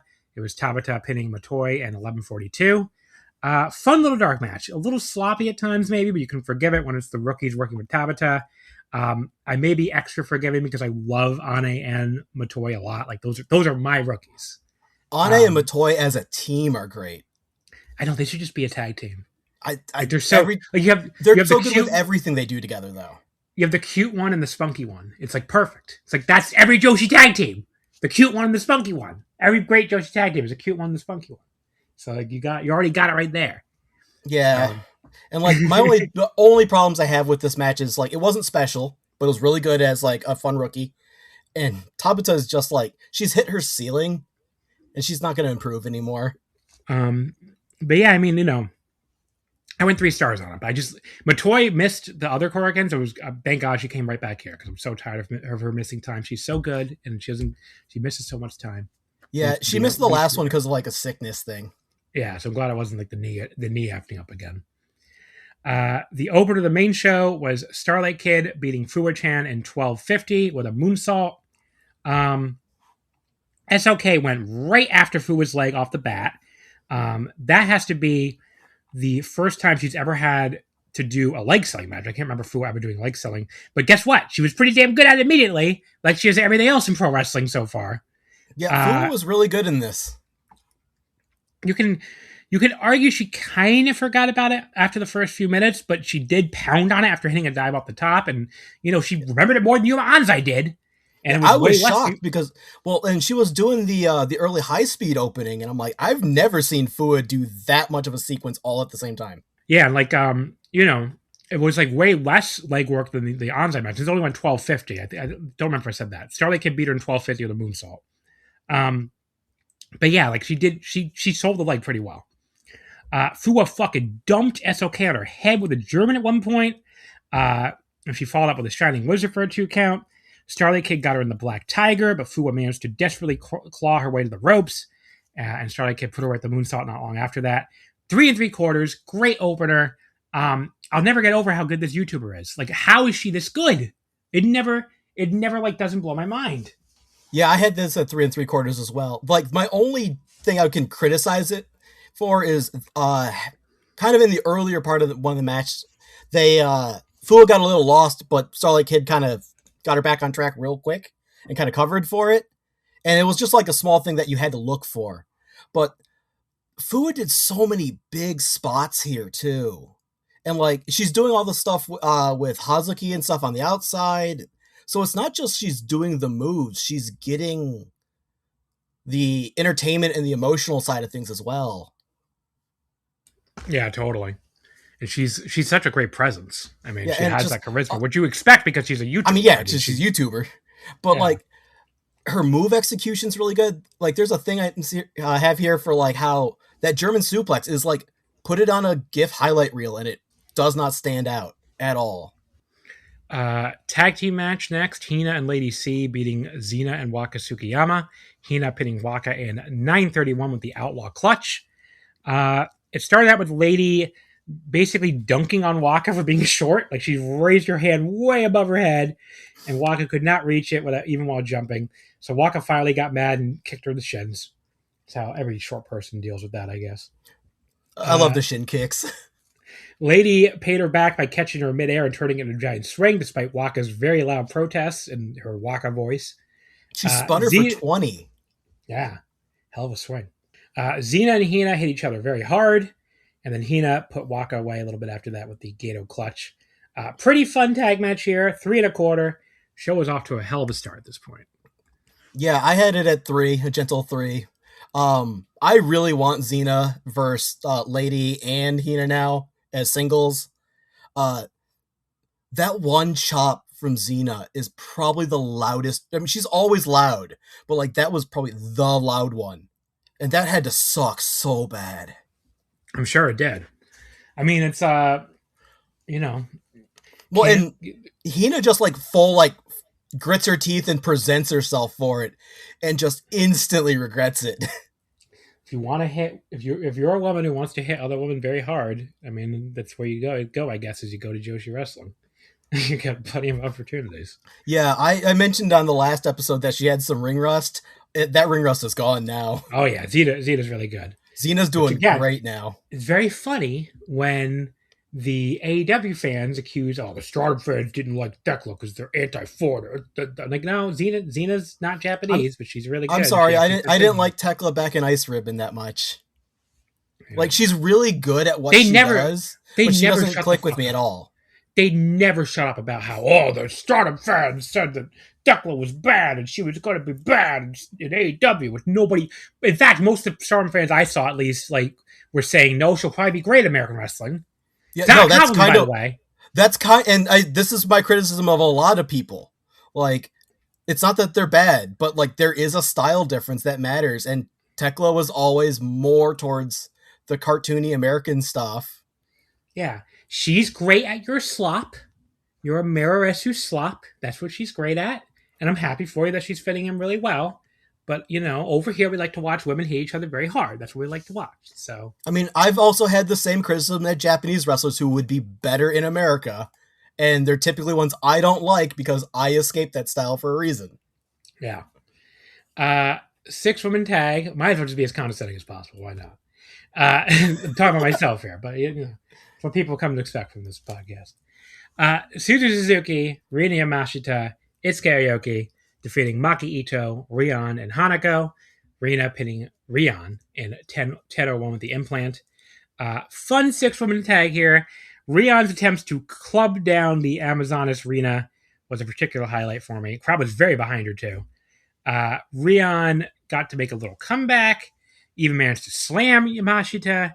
That got the crowd chanting her name. Unfortunately, she got cut off and triple teamed immediately because such is the life of the twerp. Yamashita nearly took her head off with a forearm. Rhea managed to cradle her for a very close near fall, and Yamashita finished her with a lariat and the implant with a pin right after. Another fun undercard tag here, another 3 1/4. Yeah, I was 3 1/4 on this one. This is just all the little shtick that all of them do. My favorite one, like every little thing that they've already have like established got so over. I loved Rion doing Maki Ito's entrance on Hanako's shoulder, on Hanako's shoulders. Hanako did the who is the biggest in the world instead of Ito's spot, and yeah, they just pulled a bunch of little fun things for the crowd that loved them. Then we had the 8-woman tag, which was Stars losing to God's Eye. So God's Eye's team of Shuri, Tomoko Inaba, Rana Yagami, and Kyoka Kotatsu defeating Hanan, Saida, B. Priestley, and Momo Kogo. Shuri beating Momo in 8:48. Not a lot of notes on this one, but it was pretty fun. I thought Shuri and Momo had a really good exchange towards the end. 3 1/4 again. Enjoyed it. Yeah, I didn't star rate this one. I had to watch it at 2x speed, and I didn't get the feel for it at all. Then Shuri cut a promo afterward, just teasing that they would announce her Yoko Ari opponent in a press conference soon. And that'd be Megan Bain, which everybody else is more excited for than me, apparently. I don't really give a shit about that match, to be honest. Oh, I like that match. Yeah. Just like, whatever. I mean, it's not the biggest IWGP match they can do, but it gets some foreign talent on the card, and that does matter to the Japanese crowd. And Megan's also really over there. Yeah. I mean, it's just not one I'm that interested in personally, but I get it. Then we had a 6-woman tag, which was Maika, Mei Sierra, and Unagi Sayaka defeating Saki Kashima, Hazuki, and the returning Koguma. Koguma's last match was so long ago at this point, I was in the building for it. It was January 10th at Korakuen Hall, so she's been like, that really stuck up on me. I didn't realize she'd been gone for 3 fucking months. Wow. Yeah, I was surprised it's been that long. Because, like, did they ever actually announce what it was? If they did, I don't remember seeing it. Yeah, it's been quite a while. I am obsessed with how cute Micah and May are together ever since they got back from Mexico and started tweeting about going on dates together, and they have these little double team moves. Yeah, they are adorable together. They are dating. Like, that's it. That's my headcanon. They're dating. I don't care if it's true or not, but they're a very, very cute couple. I mean, they're the one tweeting about their dates, folks. So don't yell at me. It is not headcanon. They are just flat out saying it. Yes, they are. It's basically canon. I mean, obviously, as my girlfriend was pointing out when I was telling her about this, she's like, well, saying it's a date, you're going on a date with a girl, you could be saying you left yourself some plausible deniability. I'm like, I know, I get it, but really, they're just dating. Micah caught Saki up on her shoulders and then like just paraded her around the ring to pose while wearing her t-shirt. That was fucking funny. Like, she's your opponent, girl. But then all 5 of them, including her own partners, charged at her in the corner and tried to simultaneously pin her. So everything was going crazy here.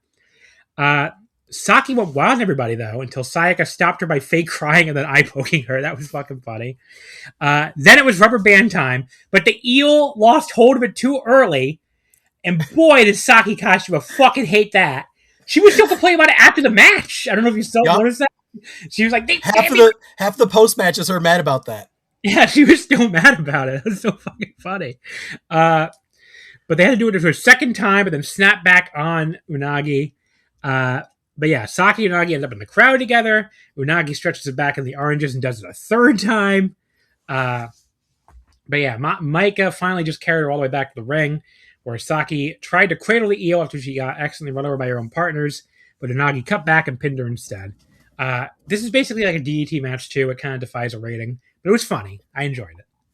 Yeah, I gave it a 3 because I had to rate it for something, but like there's so many little comedy bits in there and like old time callbacks. My favorite one was just the opening and everyone doing the Kuma pose stuff and Hazuki freaking out, and I love this one just for fandom happiness. Also, I love that we've introduced Unagi is back into Stardom again. Yeah, they keep breaking that fucking lose or leave Stardom step, huh? Unagi knows no barriers at all. Everyone especially not now bringing back Hikari Noah. Oh yeah, my favorite thing. We did talk about that, but that is literally my biggest news of like years. Which Hikari is literally my number 1 favorite wrestler in history. I think I can go to a return show.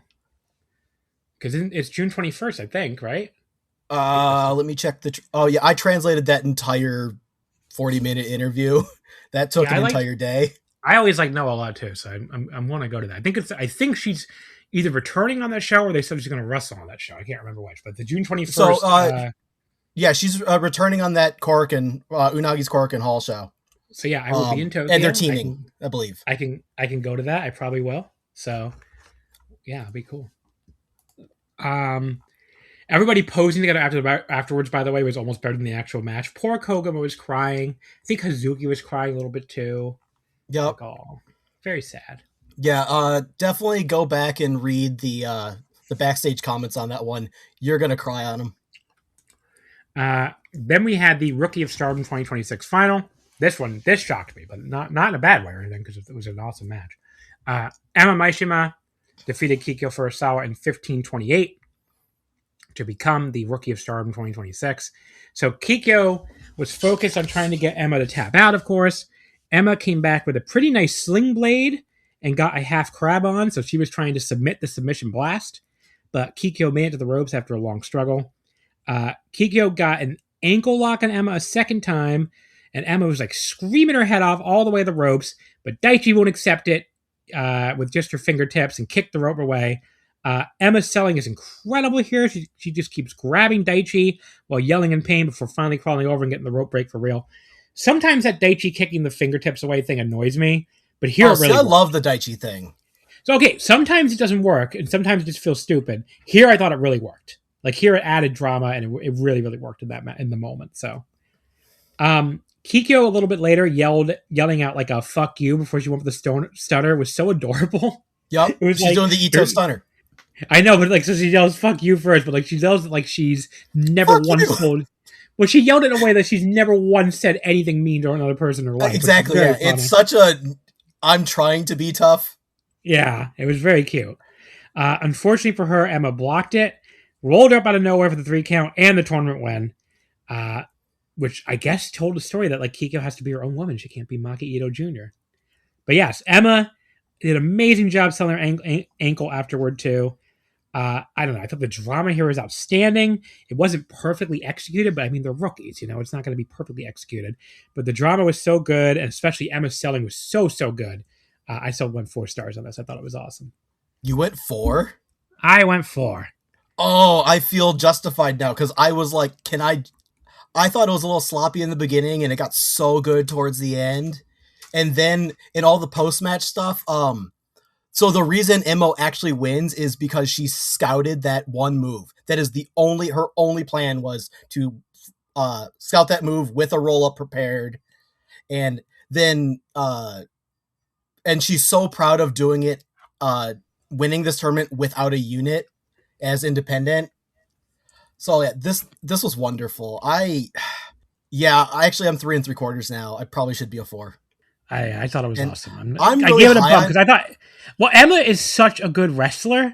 Like she's probably the smoothest in-ring wrestler. So the way I think of Emma is she's going to develop slowly. So everyone else already has kind of surpassed her in most of the ways, but Emma has give her a year and she's gonna be wild. Yeah. So what I was going to say is I think she's already starting to come. And you even see it in this match where like sometimes she's really awkward and nervous, but once she gets into her comfort zone, she really turns it on. Yeah. So and I'm also waiting for she's going to be one of those people that like surprises us with like a shooting star or something because she's like this super in her head person. Mm-hmm. I'm waiting for it. She's going to be great. It's going to take her, but she's going to develop the slowest out of the group. Mm-hmm. Also, I actually had a note on this one too. I had a note on this one too, where they've done such a good job with all of these rookies. Yuria had the 5-star, Akira had the tag league. Everyone's getting their moment, but they're not these giant super pushes. So they're all getting these equal moments where they get a real chance to try something serious without actually jumping ahead of everyone. And this whole pack is just, they're developing so many great rivalries now. Yeah. I mean, it's a really cool group. I mean, it's just, I've put them over a lot on this podcast, I feel like, but it's just such a cool group of rookies. And the point I've been trying to make with Emma specifically is I think the character stuff is starting to come out a little bit more. And I think her character stuff is going to be like just very intense, right? Like she's, you know, the screaming note, the scream selling, and just like the I don't want to give up kind of thing. Like I think she might end up being like the most straight ahead, like just intense wrestler. Yeah, I see it. So you know, if that's the direction she goes, I think she'll still, you know, I think it'll work. But you know, so I definitely saw. I think that might be the way she ultimately develops. Yeah, I'm really curious about the future match she's got coming up. Yeah, so that's right. After this match, Emma got her contract for a future title shot against Rana. They had showed her watching earlier, and that's apparently for Yokohama Arena. So that's Yokohama Arena. Yeah, that's a big spot for her. Then we had the main event, the 14-person tag team match. Natsupoi, Soriano, Yuna Mizumori, Aya Sakura, Sayaka Kurara, Azumi, and Miyu Amasaki, defeating Saya Kamatani, Konami, BMI 2000, Rina, Azuse Naba, and Fukigen. It was Sayaka pinning Saya in 1629 with the Tokimeki Spear. Mass chaos all over ringside to start. Whole new scale here. And Saya is extra vicious on Sayaka because people who didn't see this, Sayaka choked her out in an elevator in Korakuen Hall before this show, which was an awesome little angle, I thought.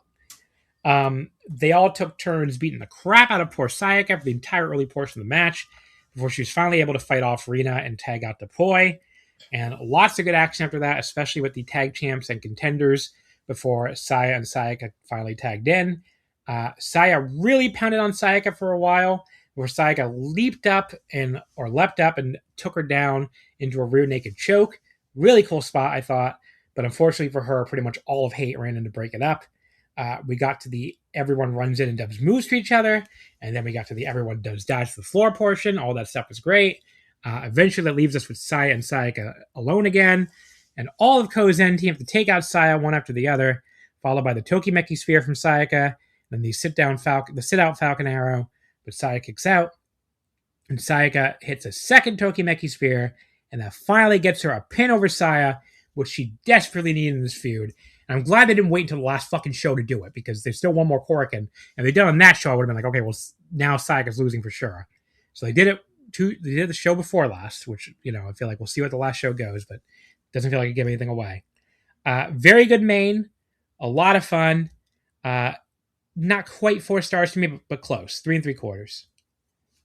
Yeah, I gave it a 4. The only thing holding it back was it's this giant 14-person nightmare, but they're doing everything they can to give you the Saya versus Kurara stuff, but everything, they kept getting broken up, so you never got all of it. You didn't quite know what that actual Yokohama Arena match is going to be. You're just getting the little hints as much as you can. They're fishing it out, and I'm really excited for that match. Yeah.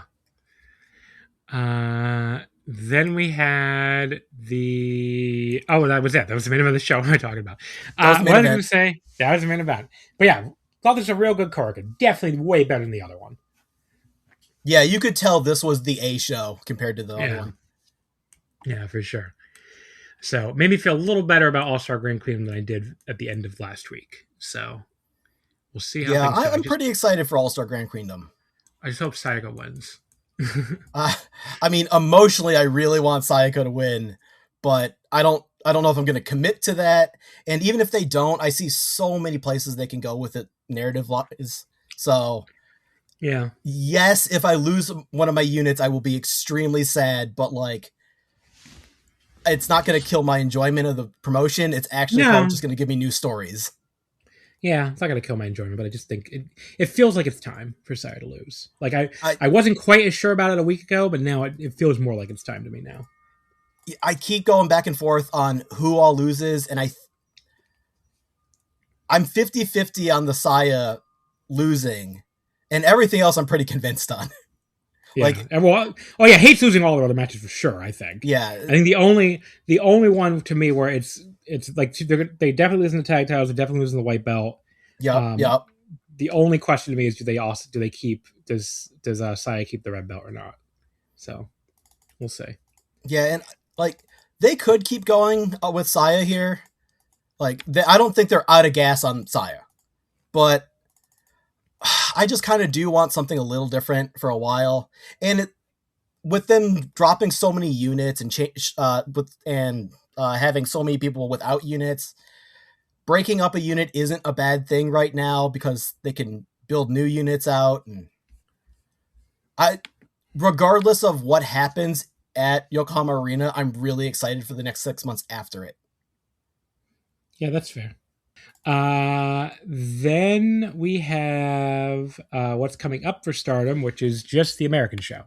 So there's nothing else. There's no shows in Japan next week, which makes you wonder why they couldn't send over a few more wrestlers. But I guess they couldn't even send over the ones they wanted to send over. So, but yeah, there's next Thursday the 17th, or next Friday the 17th. I mean, this coming Friday is the American Dream Show and the Pearl Theater. Japan's basically just like a bunch of events. Like there's the Tam Nakano Eternal Dream Archive thing going on over the course of the next week. There's a few wrestlers are going to appear on a TV Asahi show called Dream Lantern. So it's Hanan and Sayaka Kurara confirmed so far. I haven't seen that yet. Yeah, it's called, or is it Dream Lantern at the Ariake Spring Festival 2026 Dream Terrace stage. All right, I'll have to put that to my list of other. I collect all the weird TV appearances and stuff, so. Yeah, so that's this Saturday, April 18th in Tokyo. So they're going to appear to promote All-Star Grand Queendom. There's also Super Hot, The Gathering of Creepy Otaku Final, which is your last chance to speak to Saki Kashima if you want to go get your ass to Tokyo to the Nakano Central Park Conference Hall. All you creepy otaku need to go. All you creepy otaku need to go. Super rare. Anything goes autograph session. Okay. Come on, be the proper ATM that you are. Yeah. But it does say they will not. Wait, they will sign. They will or they won't sign parts of the body. I can't tell. Oh, okay. They will not sign parts of your body, everybody. They won't do that. But they will sign clothing as long as it's not being currently worn. So you want to bring a t-shirt, that's fine. It just can't be on you. So there you go. Because usually people don't understand how rare this is. Like, they usually don't sign anything except the fucking portraits of themselves. So it's just portraits and that's it. Yeah. So the fact that Saki's even breaking those rules at all is pretty crazy. But yes, she will not sign your arm or anything else. She will not sign a t-shirt you're wearing. She will not sign. It says, I love this. Black items because the marker is black. So they won't sign anything. She physically cannot do that, everybody. Because she only has a black marker, I guess. But yes, and she will not sign other items that violate public orders and morals. Okay. Items that are too small. But there you go. Be at your super hot gathering of the creepy otaku. For 15,000 yen, you can get anything you want. The front row smug VIP otaku seats are 15,000 yen. And then the creepy otaku who ran to the ATM seats are 8,000 yen. Oh, I love Saki. She's the best. We are going to truly miss Saki. Yeah. So yeah, the next actual Stardom show in Japan is like days before All-Star Grand Cleanup. They're doing a Stardom Nighter in Korakuen on April 23rd, which is the show with the actual Saki Kashima retirement match, which is a hell of a way to try to sell tickets to that one, I think. But yeah, that has it's like what, Saki and, because they don't have it on the website. It's like Saki and Momo versus, Saki and someone against Zumi and Momo, I think, right? Wasn't it Saki, Shuri, Azumi, Momo? Yeah, Saki and Shuri against Zumi. Yeah, it's Momo, Anikon. Yeah. Anikon against Azumi and Momo. I'm glad we're going to get a little bit of Momo back. Yeah, one-time return. She says she's not fully ready to return yet, so apparently she's not going to be back full-time after that. But oh no, just be Saki and Momo are going to take it light. Yeah. And then All-Star Grand Queendom obviously is the 26th, so be coming up before you know it. All right, folks, so there's your Stardom talk. Let's move over to Sendai Girls for their show. They had a big show this past weekend from Korakuen Hall. This was the Sendai Girls 20th anniversary show. Did they announce a crowd is the big question. Actual sellout, no number sold though. Okay, no number really. It looked like a packed crowd. Shupro says packed to capacity. Yeah, it looked like a packed crowd. So this show opened up. I actually saw some other. I didn't see a single empty seat. They had actual legit sellout. Mako Satomura came out to do her opening speech, as she almost always does. I didn't really get anything out of it though. Did you? No, I didn't. I mean, it was very brief. I don't even have a note about it, so. Yeah. And then Yuna took on Miku Kanaway in the opener. Yuna beat her in 8 minutes with the go straight. They elbowed the fuck out of each other's chest in this match. A real girls rock moment. And then Yuna won this with a cradle. Pretty fun opener. Went 3 1/4 on it. And I think I said this last week, but I think Yuna might be my winner for most improved wrestler so far. There's no question. Yuna is by far one of the most improved wrestlers I've seen in ages. Because she went... Once she found herself recently and started doing like the Shupro interview and the documentary series, she's just gotten so much more personality, and she's no longer scared of being in the ring. What was that noise? Did you hear that noise? That's my servers. Oh, okay. My file service has some large hard drives that shook the desk. It scared the crap out of me. Wow. I'm sorry. It's okay. But Yuna, she looks so much more comfortable in the ring. I mean, she's a totally different person in like the last 6 months. Yeah, I mean, she just looks way, way more comfortable. Like you said, totally not scared anymore, and just way, way more comfortable. And she always looked like she was about to have like a breakdown.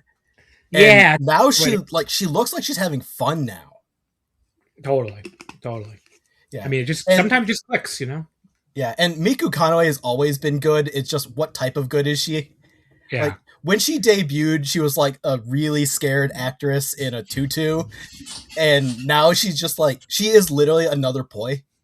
Yeah. Like, my notes actually have her like commenting on her poi abs. Yeah, she's getting them. She's getting Like, the poi abs. Yeah, she's this tiny brick now, and I love these little rookie openers. This was one of my favorite like opening matches in a long time. Then we had Shin Sakura Hirota, obviously losing to Zonas in 11:44 with the Death Valley Bomb. So Sakura sang herself out here with the voice of an angel. She pointed out Yuji friggin' Nagata in the front row, which earned a big Nagata chant. And it's her 48th birthday. So the theme of this match was she kept telling Zonas to go easy on her because it's her 48th birthday. And then Sakura, she actually managed to power her way out of the test of strength. I was like, wow, it's a birthday miracle. On the third try. The look on Zonas's face for the repeated kaichos, the finger up the butt or whatever. I think it's kaicho. The concho. Yeah. Concho. Thank you. Concho. The repeated concho. She looked like she was questioning every single life decision that brought her to this moment. Like Zonas is such a great comedy wrestler. Like, she's just standing there like, why am I letting this woman stick her fucking fingers up my butt? Like, that was the look on Zonas's face. It was so great. And 48 times. The ring announcer counted, yes, 48 times. And they cut to Nagata. Yeah. They went beyond 48. Yeah, too. Oh, go. You good. They cut to Yuji Nagata during this, which that had me fucking crying with laughter watching this. The cut to Nagata looking on like, what am I watching? Like a very amused look on his face, while Sakura Hirota repeatedly violates this Amazon. Very, very weird. Zonas said she had a birthday present for her, but it turned to be repeated quarter clothesline. What the fuck kind of birthday present is that? So Zonas gave her the option between 48 clotheslines or 48 Death Valley bombs. Oh, she took the clotheslines. I would too, I guess. Sakura fell on top of her and nearly pinned her after all that, but then ate a Death Valley bomb with a pen. Again, didn't rate this. It's just comedy, but I enjoyed the fuck out of it. So I rated it 48 stars. Why do people hate Shin Sakura Hirota so much? I don't understand it. Like, I don't get it. And so Sakura Hirota to me is an ink blot for how much of a fan you are, like, and what type of fan you are. You either get it or you don't. And like, I'm sorry, Sakura Hirota is like Hall of Fame level great. Yeah, like she's a really, really like I don't know. Like, it's one of these things where it's like, I think comedy wrestlers should be allowed to exist, first of all. And I think they, and she's actually funny. She's not, there is such a thing as a bad comedy wrestler, but she's not it. You want to see a bad comedy wrestler, put on a Marigold show, and you'll see Megaton, and there's a bad comedy wrestler. Yeah, Megaton's not great. Sakura Hirota is great. And she's been great for literally since Gaia. Yeah. Like, her and Chigusa Nagaya doing stuff together was hilarious. And at that time, she was doing it to get, like, sympathy. But she's been around for so long now. She doesn't have to do anything. Yeah. Match number 3, Vani, Chi-Chi, and Rin defeating Hiroyo Matsumoto, Stephanie Mays, and Yura Suzuki. It was Vani with a moonsault press on Yura in 7:01. I knew absolutely nothing about Stephanie going in here. Definitely had a shooter look, that's for sure. She's from Germany, I believe. That is all I know about her. Poor Chi-Chi got beat up by the shooter and then press slammed by Hiroyo all the way to the floor. But she was not having a Barbie girl in a Barbie world kind of day at that point. But she fired back with some hard forearms to the chest on Hiroyo after that. So don't fuck with the Barbie girl.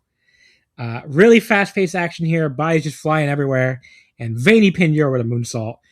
Short, but I thought really, really fun while it lasted. So I went 3.5. Yeah, I went 3, and I was disappointed because Chi-Chi, Vinny, and Rin together is just such an incredible team. Like, I had my expectations set up for this one. Well, I thought it was really good, so.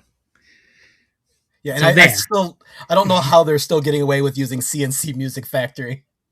Yeah. Well, Chi-Chi plays fucking Barbie Girl. Yeah, true. Barbie Girl's even harder, yeah. Fugo Double Crazy, Hazuki and Koguma defeating Mika Iwata and Miyuki Takase, Red Awakening or Red Energy, whatever the fuck. Hazuki, I don't even understand why they have 2 names. Hazuki beating Iwata in 13:43, the vertical drop brainbuster. Of course, Iwata jobbed, everybody. But yeah, Mika, she got mad at Miyuki for doing the Kuma dance and then kicked them both. That was very funny. That was amazing. But Miyuki paid her back by helping Koguma force her into it, which again, very funny. But yeah, just good match. I thought it was like 3.5, but like, just maybe a tad disappointing compared to my expectations going in. So the 3.5 disappointing match. A lot more comedy than I was expecting. Yeah, there's a lot of comedy here. I love this match quite a bit. Did I rate it? My notes are so long on this one for no reason. Just because I like every little... I did not actually rate this thing. I gave this a 4. Yeah, this was a 4-star one for me. Oh, wow. Okay, you liked it a lot more than I did. Well, I was going to say, I just forgot to mention this just now. Did you see that thing that was going all over Twitter? The anime girl who signed a WWE ID deal and was like... Oh, God, I did, and I wish I didn't. This anime girl is coming to you from straight out of a manga panel. Guess what? I'm seeing her wrestle live this weekend. Because she's on the Spark Joshi show. Alicia Demia versus Kaya McKenna versus Super P in a 3-way match. Yeah. Gonna see the anime girl is coming straight out of a manga panel, and I'm gonna see her do it in person.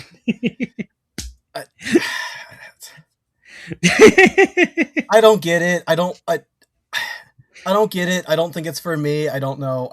I don't care. This anime girl is coming to you straight out of a manga panel. And then at the end of the promo too, she goes, ooh woo. It's like, I said this on Twitter, I think. I was around for like peak fucking anime con kid craziness. Oh, I think I responded to you and like, I remember glomping. Yeah. There were anime kids glomping each other at Otakon 2008 or weren't that cringe. So God. That was really, really, really cringe. Yeah. My local anime con is now like, it takes up the 2 biggest buildings in the city.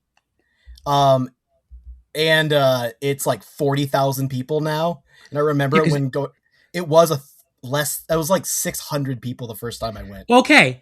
Because everyone's a weeb now, which means, you know what? Being an anime girl straight out of a manga panel, that don't make you special no more, girl. Everyone watches this shit now. It's like, I've had to come to terms with this myself. Like, again, what makes me a quote-unquote a weebier than thou or whatever is that I watch, micro Japanese wrestling promotions and, listen to tiny Japanese bands and, like, go to Japan like twice a year. Like, that makes you a weeb now. You can't just be a weeb because, you watch My Hero Academia.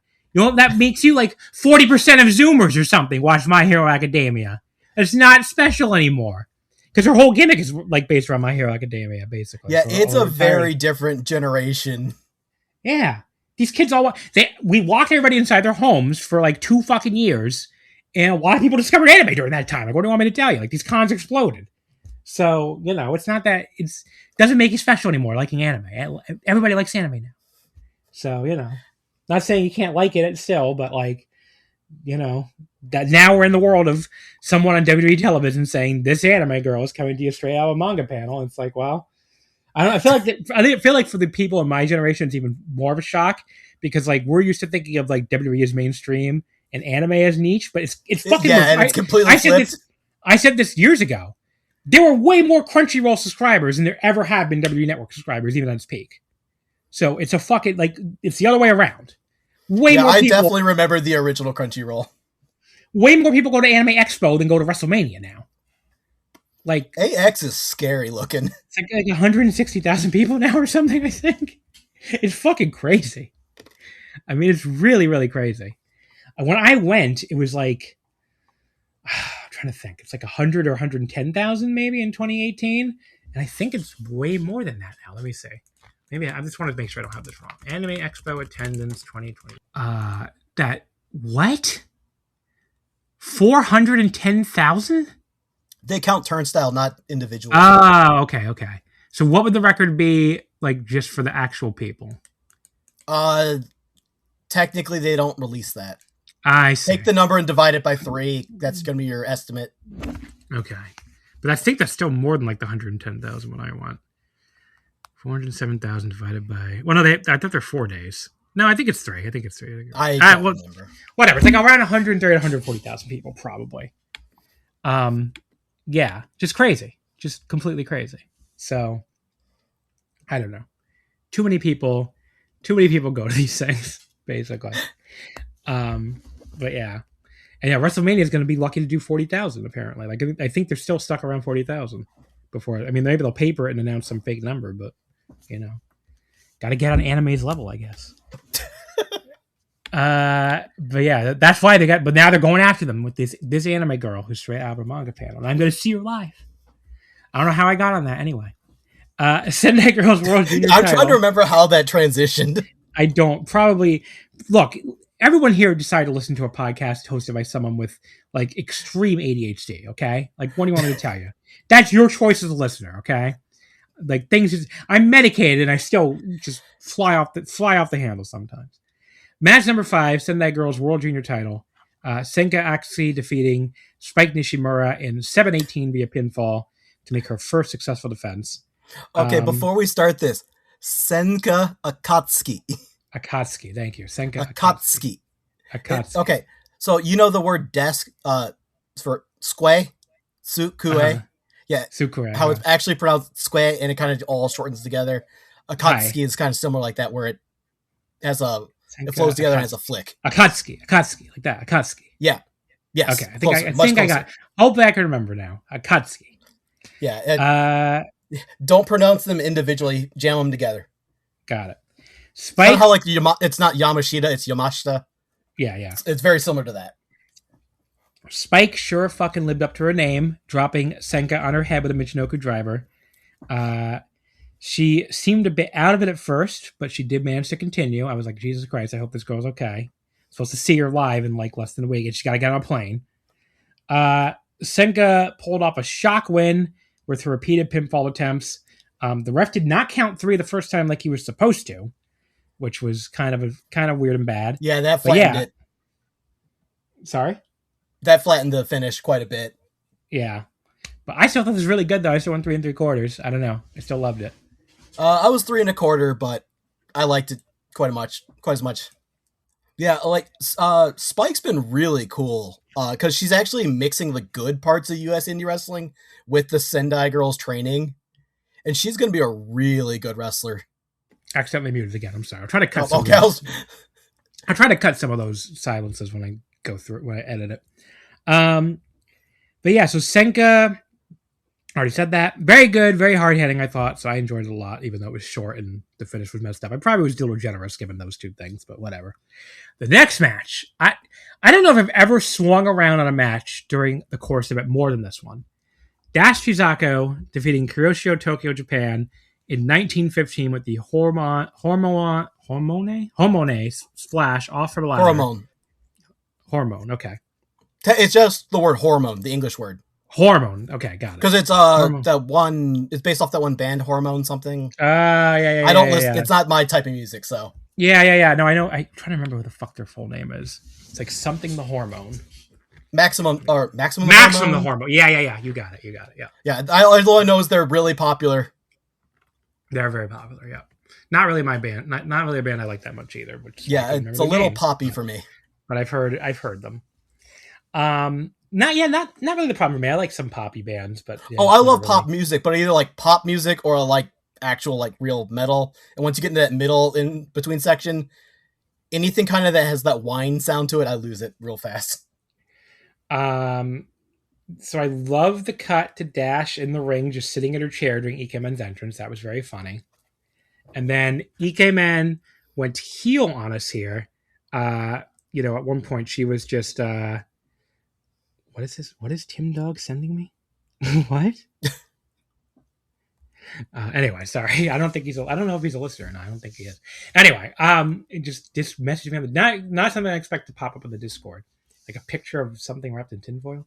Anyway, so yeah, Dash Chizako, she's like just sitting on her chair that she brings out with her during Ikemen's entrance, which obviously goes on forever. Which I don't dislike Ikemen's entrance, so I'll defend that. I do enjoy it, especially when they're live. It's really fun. Ikemen goes heel on us though. He rips up a Senjo shirt on the apron, so Dash attacks him from behind, then chokes him with it, which is understandable. Now, as this match went on at first, I was, not really enjoying it that much because it felt like a standard plunder match, which God bless Dash, but I don't watch Ameriresu for a reason. So I was finding it pretty... Actually, that's going to be my question, is how much of a Dash fan are you? Sometimes she really hits for me and sometimes she doesn't. But this match, as it was going on, I was finding it boring for a while, but then they do this power slam off the top through a table on the floor by Ikemen, which was completely insane. They start doing some really crazy shit. Dash does a really cool top rope Rana reversal off a powerbomb attempt by Ikemen. Ikemen distracts her with a tiny moving dog doll, so he could then super kick her in the face, which Korakuen booted him out of the building for. So we had this mix of suddenly 6 spots and then a really, really funny comedy spot, which was just great. And then the crowd is so behind Dash. They're loudly chanting for her as Ikemen keeps delivering buzzsaw kicks and then a low super kick, but Dash kicked out. Ikemen missed a moonsault off the top and took a German, but Ikemen then delivered a tombstone for a 2 count before Dash gives him a crucifix bomb, and they're just doing every move in history here, and I'm just kind of really into it at this point. Ikemen, there's 2 minutes remaining in the time limit. Dash puts Ikemen on a table on the floor, and then fucking goes up to the top of a giant ladder in the ring, tries to splash him, and basically does a face butt onto instead of a headbutt onto him on the ladder. Fucking fucks her whole face up. She has hardwood blood coming down her cheek. Yep. She ended up with 4 stitches backstage. I believe it. She just gets up. The fact that she's got up and walked away, this is the craziest woman. One of the craziest women that's ever lived, basically. And, she fucking does a frog splash off a ladder onto Ikemen with 2 chairs on top back of the ring, and that gets the pin. Again, I wasn't liking it for a little while, but once it flipped, it really flipped. So I went 4 stars on this. Dash is fucking insane. And the post-match, she's still cutting a promo with the bottom of her face all bleeding, and they announced she's going to face Desperado. The graphics said hardcore, but I'm pretty sure they said deathmatch. So they talked about that on commentary and the announcer. The graphics said hardcore match. They questioned if it was a hardcore match or a death match, and I'm 90% sure it's an actual death match. This was my favorite thing I watched all week. Why'd you love it so much? Well, so they did so many insane bullshit spots. They had me. I mean, I'm already a big Dash Chisako fan. Going all the way back when she was tag teaming with her sister. Oh god, that was 7-8 years ago now. But yeah, they were doing all sorts of spots with Dash with the chair, and they were literally balcony high with the ladder spots. That was insane. Especially, they had the ladder up in the orange seats, and Jiro does that swanton dive to the floor through 2 tables. This just had everything I want in a plunder match. Yeah, this was one of those ones where I got so into. I love all of Dash's hardcore matches though. So that's kind of my thing, is the small fast wrestlers doing these crazy hardcore and death matches. I mean, she does not need to do this, right? She could just fucking walk away. She loves it. I know. What I'm saying, she's a fucking veteran at this point. She can do whatever the fuck she wants. If she wanted to do easy comedy or wanted to just fucking wrestle people, she could. She's a fucking crazy person, and she does whatever the fuck, she wants to do this crazy shit. So that her is cool. idol is Kaoru, who was doing this shit in her 50s. Yeah. This was a 4.5 star match for me. I can see it, especially if you didn't think the early part was as boring as I did. So yeah, see, they had me immediately hooked before the belly ring. So yeah, but I'm definitely excited to see her face Desperado. That sounds awesome. Yeah, especially if that's a real hardcore death match, because Dash has never done a death match. That'll be something. Speaking of stuff that was awesome, Shuri defeating Chiro Hashimoto in 14:58 with a sleeper hold. I thought for sure this was going to the 20-minute draw when it was a non-title with neither title on the line and 20-minute time limit. That's not what happened though. But yeah, this Shuri is just kicking the crap out of Big Hash right from the opening bell. Hashimoto's just trying to hang in there. She throws some hard crossface shots, and then catches Shuri trying for a flying armbar and powers her straight up into a front suplex. Very cool spot. Shuri tried to sunset flip powerbomb Hash off the turnbuckle, but when Hashimoto blocked it while screaming, she just kind of like dropped back behind her and literally kicked her ass a couple times before coming down with a sort of avalanche arm drag straight into a Kimura.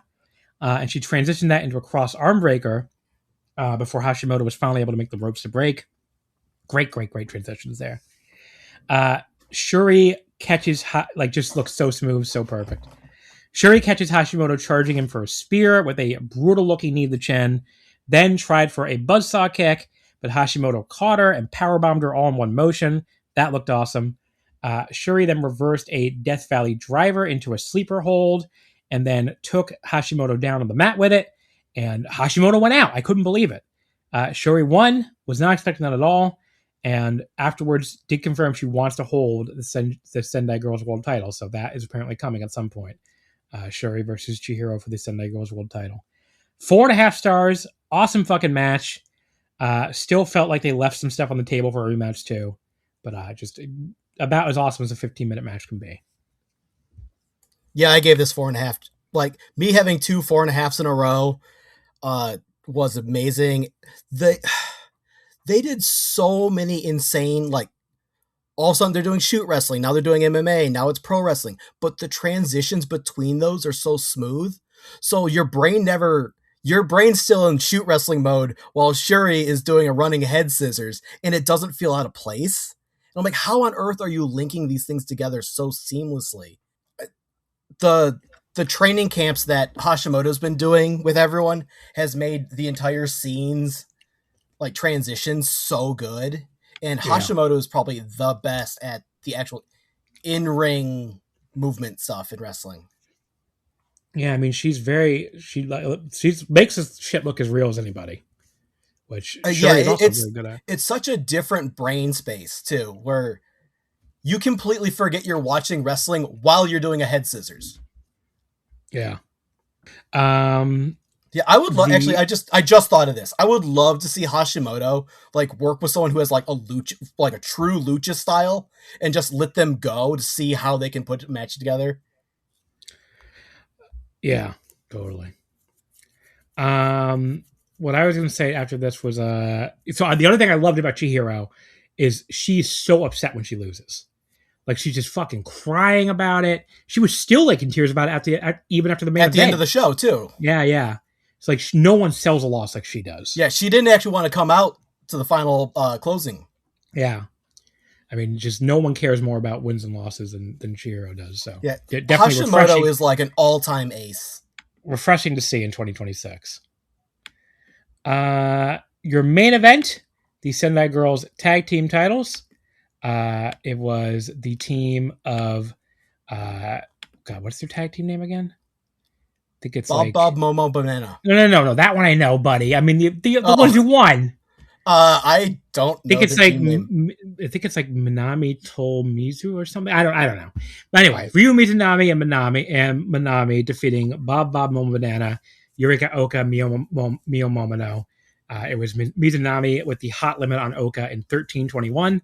So Oka and Momono failed in their second defense, and the team whose name we don't know became the 26 champions. Mio has to be the most insane contrast between her appearance and what she does in the ring in wrestling history. Like, she looks like this little tiny tank. Well, she looks like I also mean like her aesthetic appearance. Yeah. She looks like she let a 5-year-old dress her and also do her makeup, and then she just fucking hits people as hard as possible. So well, their whole team is like based off the Minions. Yeah. I mean, they're very. I mean, Oga has a little bit of that contrast too, but Momono especially. Like, Mio fucks people up. Yeah, I always find it so funny that Yurika is like this, because she debuted as like shaved sides of her hair and like very serious. So I thought she actually was very similar to Emma. Well, Mio brought that charisma out of her, that's for sure. Mio and Yurika did the full dropkick party on Mizunami until she just fucking double speared the shit out of them both. That looked really cool. And yeah, they just were like going a mile a minute, boom, boom, boom, boom, boom, just never slowed down and kept hitting each other very hard as well, just going faster than I could possibly recap. There was one very minor blown spot on a double team thing just for the 10-minute call, but not a big deal. He just kept going. And by the time it was over with 13 and a half minutes, I wanted more of this so bad. Like, this was so fucking good. I went 4.25. Awesome fucking match. A little sad to see Bob Moma Banana lose, but happy for Minami though, who I love. So, well, and what's crazy is too, Yurika literally just is coming off a concussion from the last show. She just took a really bad bump and took her out for about a month. Was it that long? Mm-hmm. It wasn't that long. I think it was like 2 or 3 weeks. 2 or 3 weeks, yeah. It was just a super unlucky bump too, and she's coming off, and this is the match she returns with. Is nuts. Yeah, that is crazy. Afterwards, Rio announced that she's rejoining Sendai Girls, right? Because she used to be in Sendai Girls at one point. So she debuted in Gaia, and then was one of the original parts of Sendai Girls for quite a few years. Then she had a split contract with Wave and Sendai Girls, then went full freelance. So she's been freelance for like a decade now, if not longer. Mm-hmm. Mm-hmm. And yeah, Sendai Girls has been rebuilding their ranks as a full-time promotion. So basically they announced they're re-signing her. That got a huge ovation. I mean, just an enormous ovation that she's signing full time. I mean, she's on every show anyway, but it's cool. Yeah, she's been on every show for years. Yeah. Mako brought her a jacket. Rio asked for Chihiro to come out, which she finally did. They hugged each other, which was very sweet, even though Chihiro, as we said, was still crying. Dash took the mic, even though her face was all messed up, but she said she was okay. And Chihiro was still all broken up from losing to Shuri, but still leads the crowd in a big cheer at the end. And yeah, how do you not root for these rice farmers, right? Like, that's how I came away with this. It's like, you have to end up rooting for these rice farmers after this. I mean, their Korakuen shows they don't do a ton of Korakuen, but they're so good. And this promotion is secret, kind of quietly getting very good and being a legit contender again. All right, folks, a little bit of cut there. I just happened to randomly spoil an Ice Ribbon tournament result, and then I was like, wait a second, I probably have listeners who are going to watch that and haven't watched it yet. So I decided to cut that part out, because you're not expecting spoilers of a show we haven't watched, I'm not reviewing. So I didn't want to cut that out because I felt bad.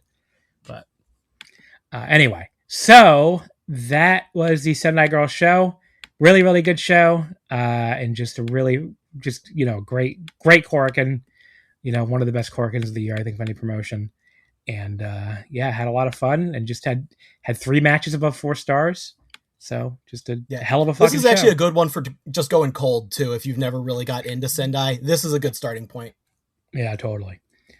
Their next show was at the Sendai Pit on the 26th. So a couple weeks, I guess. But yeah. Back to the farm. All right. So the last promotion you and I are going to talk about, because I have Tokyo Joshi, but I'm doing that on my own at the end, is GLEAT. Now, I'm going to say it right away. I had said at the end of the last GLEAT review, I said, if GLEAT is this bad again, or even close, I'm dropping them. Well, for everybody listening who is appearing on future shows, scratch GLEAT off your fucking run sheets, because we're fucking done covering GLEAT. I can't fucking take it. This show sucked. It didn't suck quite as bad as the last one, but it still fucking sucked.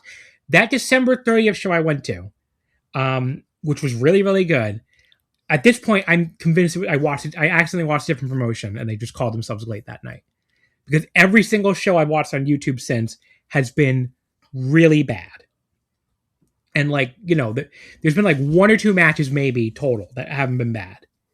And just really a lot of really, really bad stuff. So yeah, GLEAT, it's just, these crowds are fucking sparse and they're fucking dead, which never helps. The promotion feels like a fucking promotion that doesn't even have any reason to exist.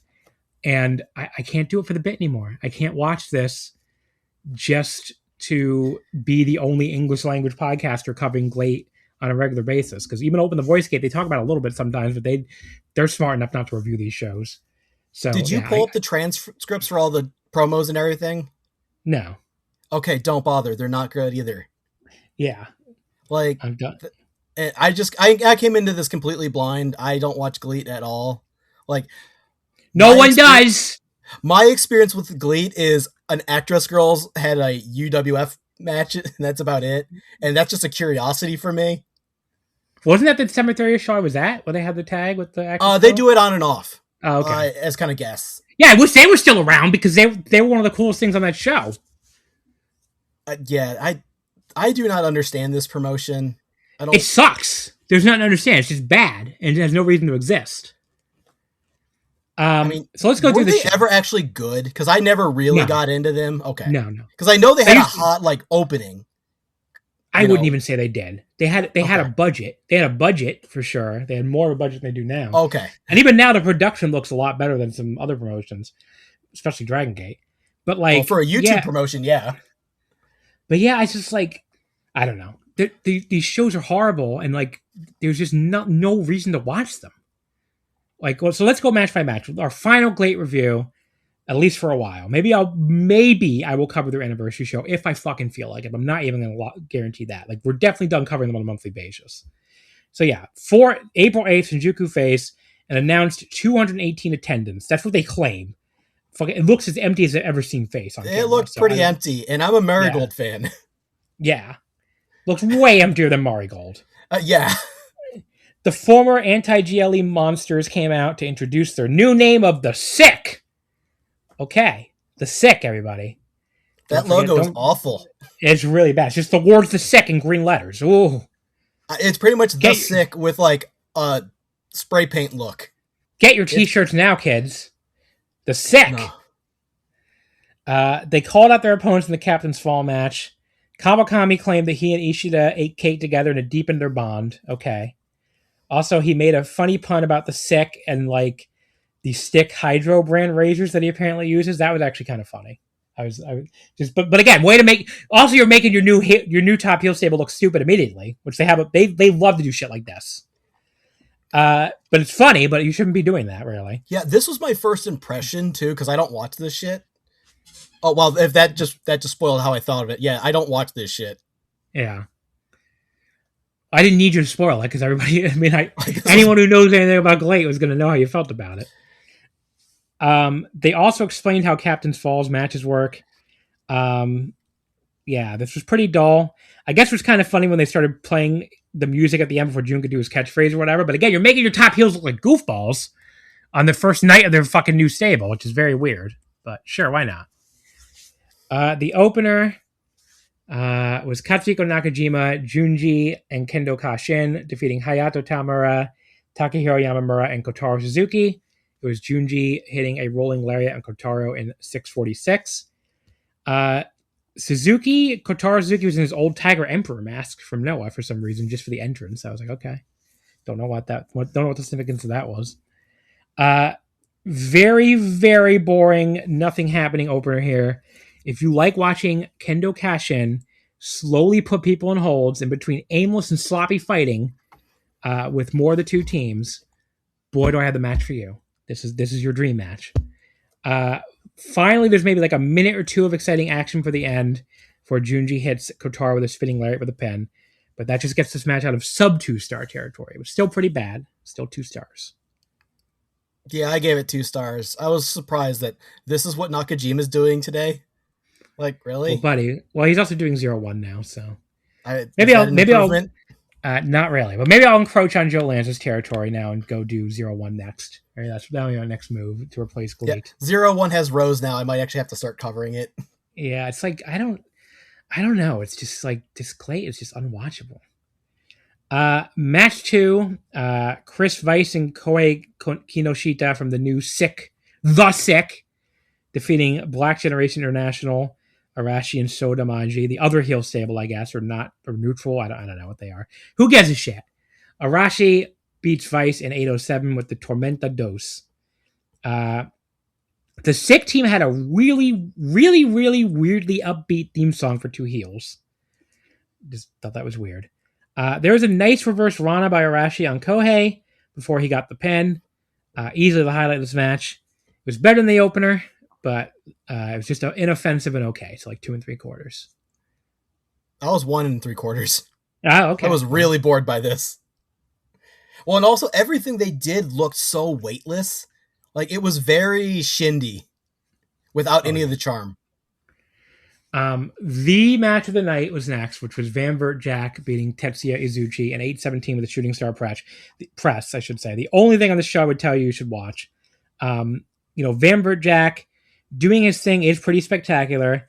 The rope walk into an arm drag spot didn't quite hit totally cleanly, but it was like so impressive looking, it doesn't really matter, honestly. Izuchi started going after his arm, but Jack reversed him into a very impressive looking DDT in midair when he had him in sort of a standing Kimura. That rocked. And then he followed that up with a shooting star press for the pin. So Jack was super impressive looking here. Izuchi looked fine. 3.5 stars. Unfortunately for GLEAT, you can see Van Vert Jack in lots of places, including 0-1. So don't have to watch GLEAT to see him. He's not a GLEAT wrestler. He just shows up here sometimes. But yeah, I had it 2.5. Same thing you said, though. Van Vert is the only reason to be here. I only ever see him back when he was doing DDT. I know his sister way more than him. Who's his sister again? Coco. Oh, got it. Okay. Yeah, that's a whole like family run promotion. My Way. Yeah.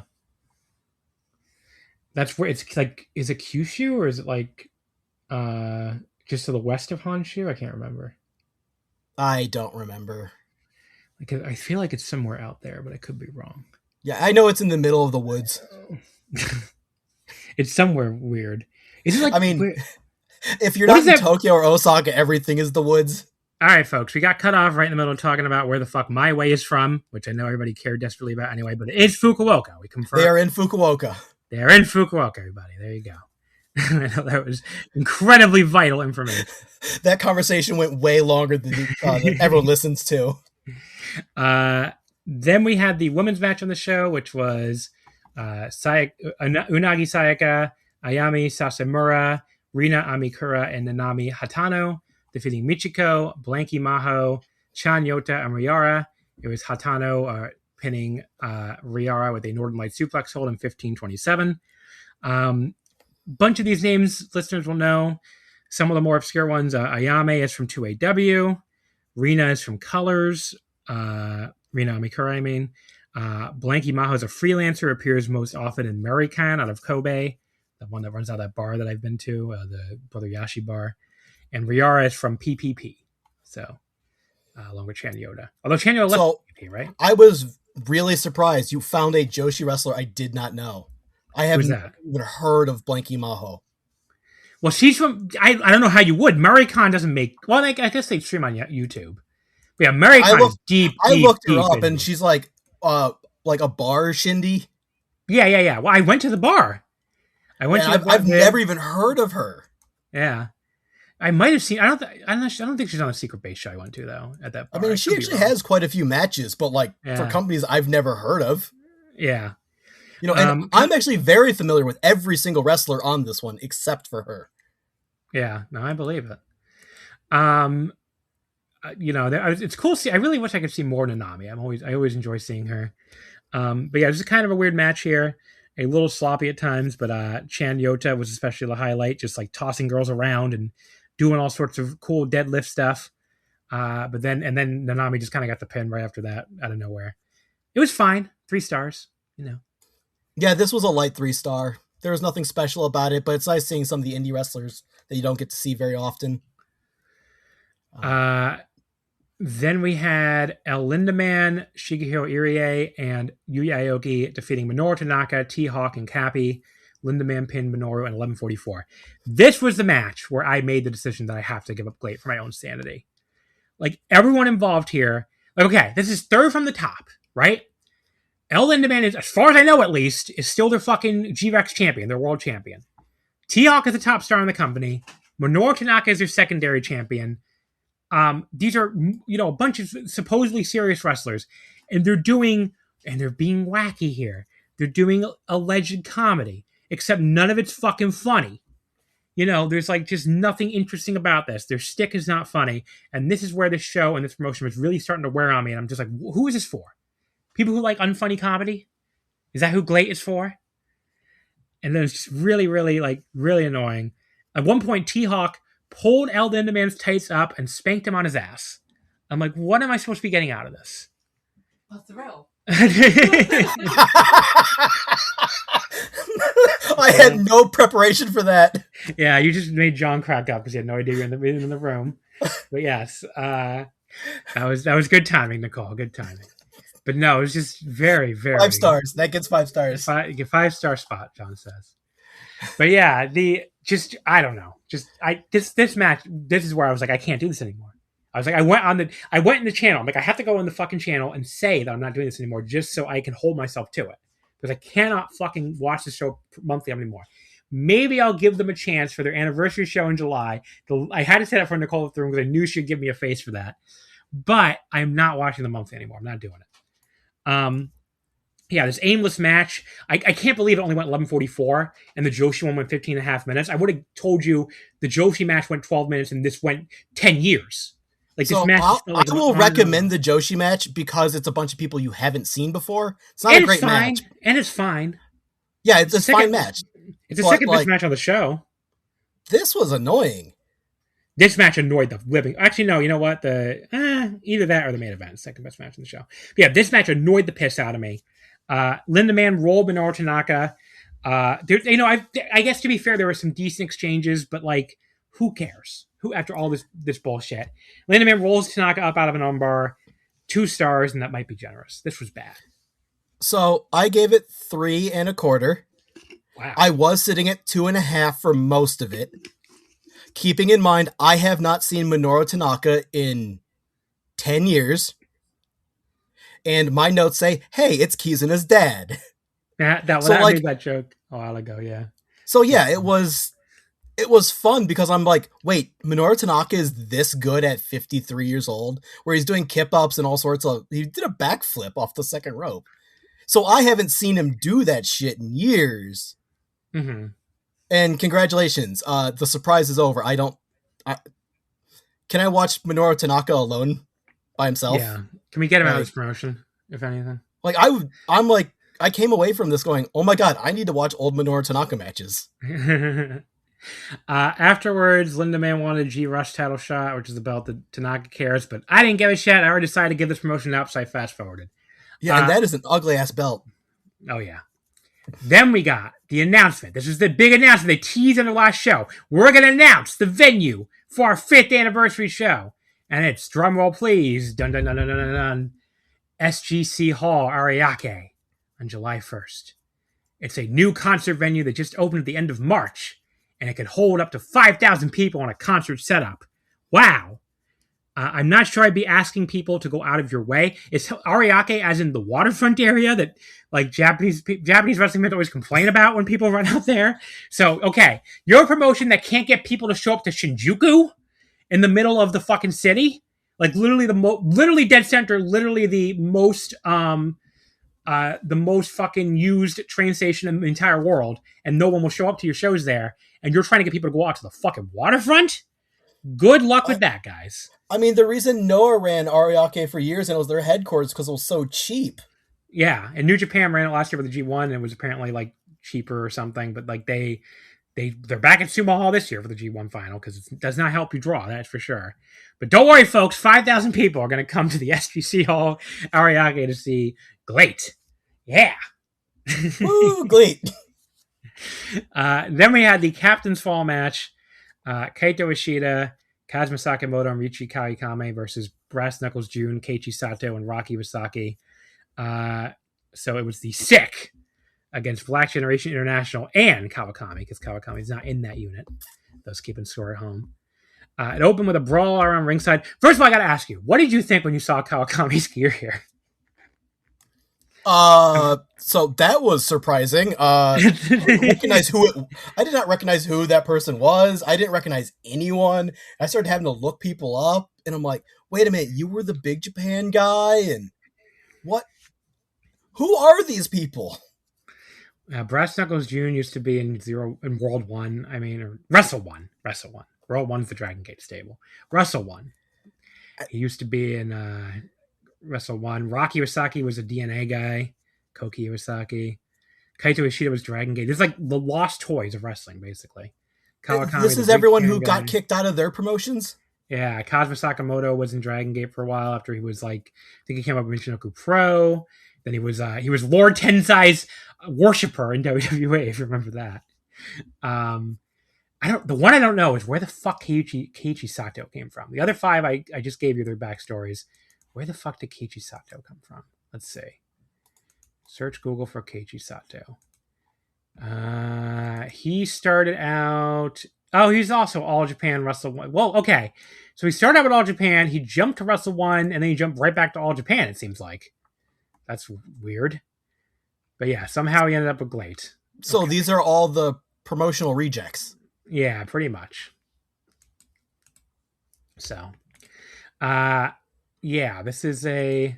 Oh, did I just lose I lost my page with the results? I accidentally closed the wrong page, everybody. But yeah, the like opened up with a brawl around ringside, which if you're keeping score at home is exactly how the women's match for intermission and the last match started. So if you weren't already tired of seeing brawls around ringside, you got a third straight one here. And if you liked watching orange-haired men in flower singlets get choked in the corner, this is going to be your match. That is a singlet, that's for damn sure. This is going to be your match of the century because, man, did they choke the fuck out of Koki Iwasaki. Ryuichi Kawakami. They choked this man and choked this man and choked this man. And the crowd, by the way, could not possibly be more dead for this, even though, keep in mind, this is the match they spent the last 2 Shinjuku Face shows building towards. The Shinjuku Face show and the Korakuen before that, with the Kawakami turn and everything. Then we had, so it's elimination, but also Captain's Fall. Kazuma goes out in an incredibly corny and poorly executed manner, where Kawakami is basically pushed into him while making ridiculous faces the whole time. Then he ducks a running boot, even though that would mean his partner would definitely be eliminated. So good job, Kawakami. Iwasaki just goes out immediately after that, though, anyway, just to put it back to 2-on-2, because that's how lazy this match is. Iwasaki pins Sato with a sort of pile driver slam or whatever. So we're down to... or not Iwasaki, Kawakami pins Sato, I'm sorry. Iwasaki's the guy who just got eliminated. But yeah, that puts us down to 2-on-1 advantage baby faces. So did Vince Russo book this? I'm not sure what happened.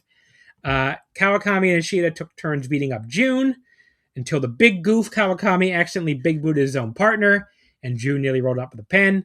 Kawakami came back with a lariat and has him pinned before the sick pulled the ref out and then all hit the ring, making sure we know the top heel with the new top heel faction is a loser who is going to be easily defeated by the idiot in the silly flower costume, unless they all ran in. So good work, guys. June got his brass knuckles. Kawakami ducked it. And now guys are just running in and all over on both sides, and who could possibly give a flying fuck? Kawakami and Kazuma teamed up to give June a doomsday device. By the time the ref finally came in with a slow count, he kicked out at 2.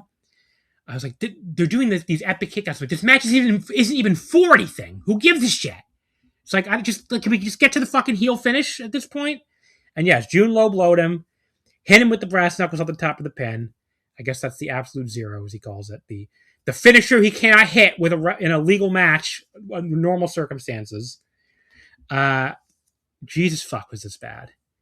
Every stupid heel trope every other promotion does, except done even worse here. Just goofy and horrible and really no redeeming qualities whatsoever. And no heat either. Like, this is somehow even worse than like Team 2000X at their worst in Noah or Ren Narita House at their worst in New Japan. The sick is worse. It makes me want to say, don't think you've seen the worst cheating heel, black shirt heel unit in Japan because you haven't seen the sick. Negative stars. Yeah, so what'd you say? Negative stars. Negative stars. Okay. Negative. So you're obviously not a GLEAT fan. No. I'm coming in completely empty. I don't have any. I think I might have seen like 1 or 2 of their shows like at the beginning. This is bad. Like, this is actually bad. This is like a show that would turn me off of a promotion for years. Oh, it's turned me off of them for sure. And I'm not coming in with baggage on this. Like, this is all first time experience stuff for me. And I don't know why anyone would watch this, honestly. It's the mystery of our times. I gave it a 1 star, and my only understanding of why anyone would watch this promotion is because of the match after this. And that's just because it's unique. But I do not understand why anyone would watch this promotion.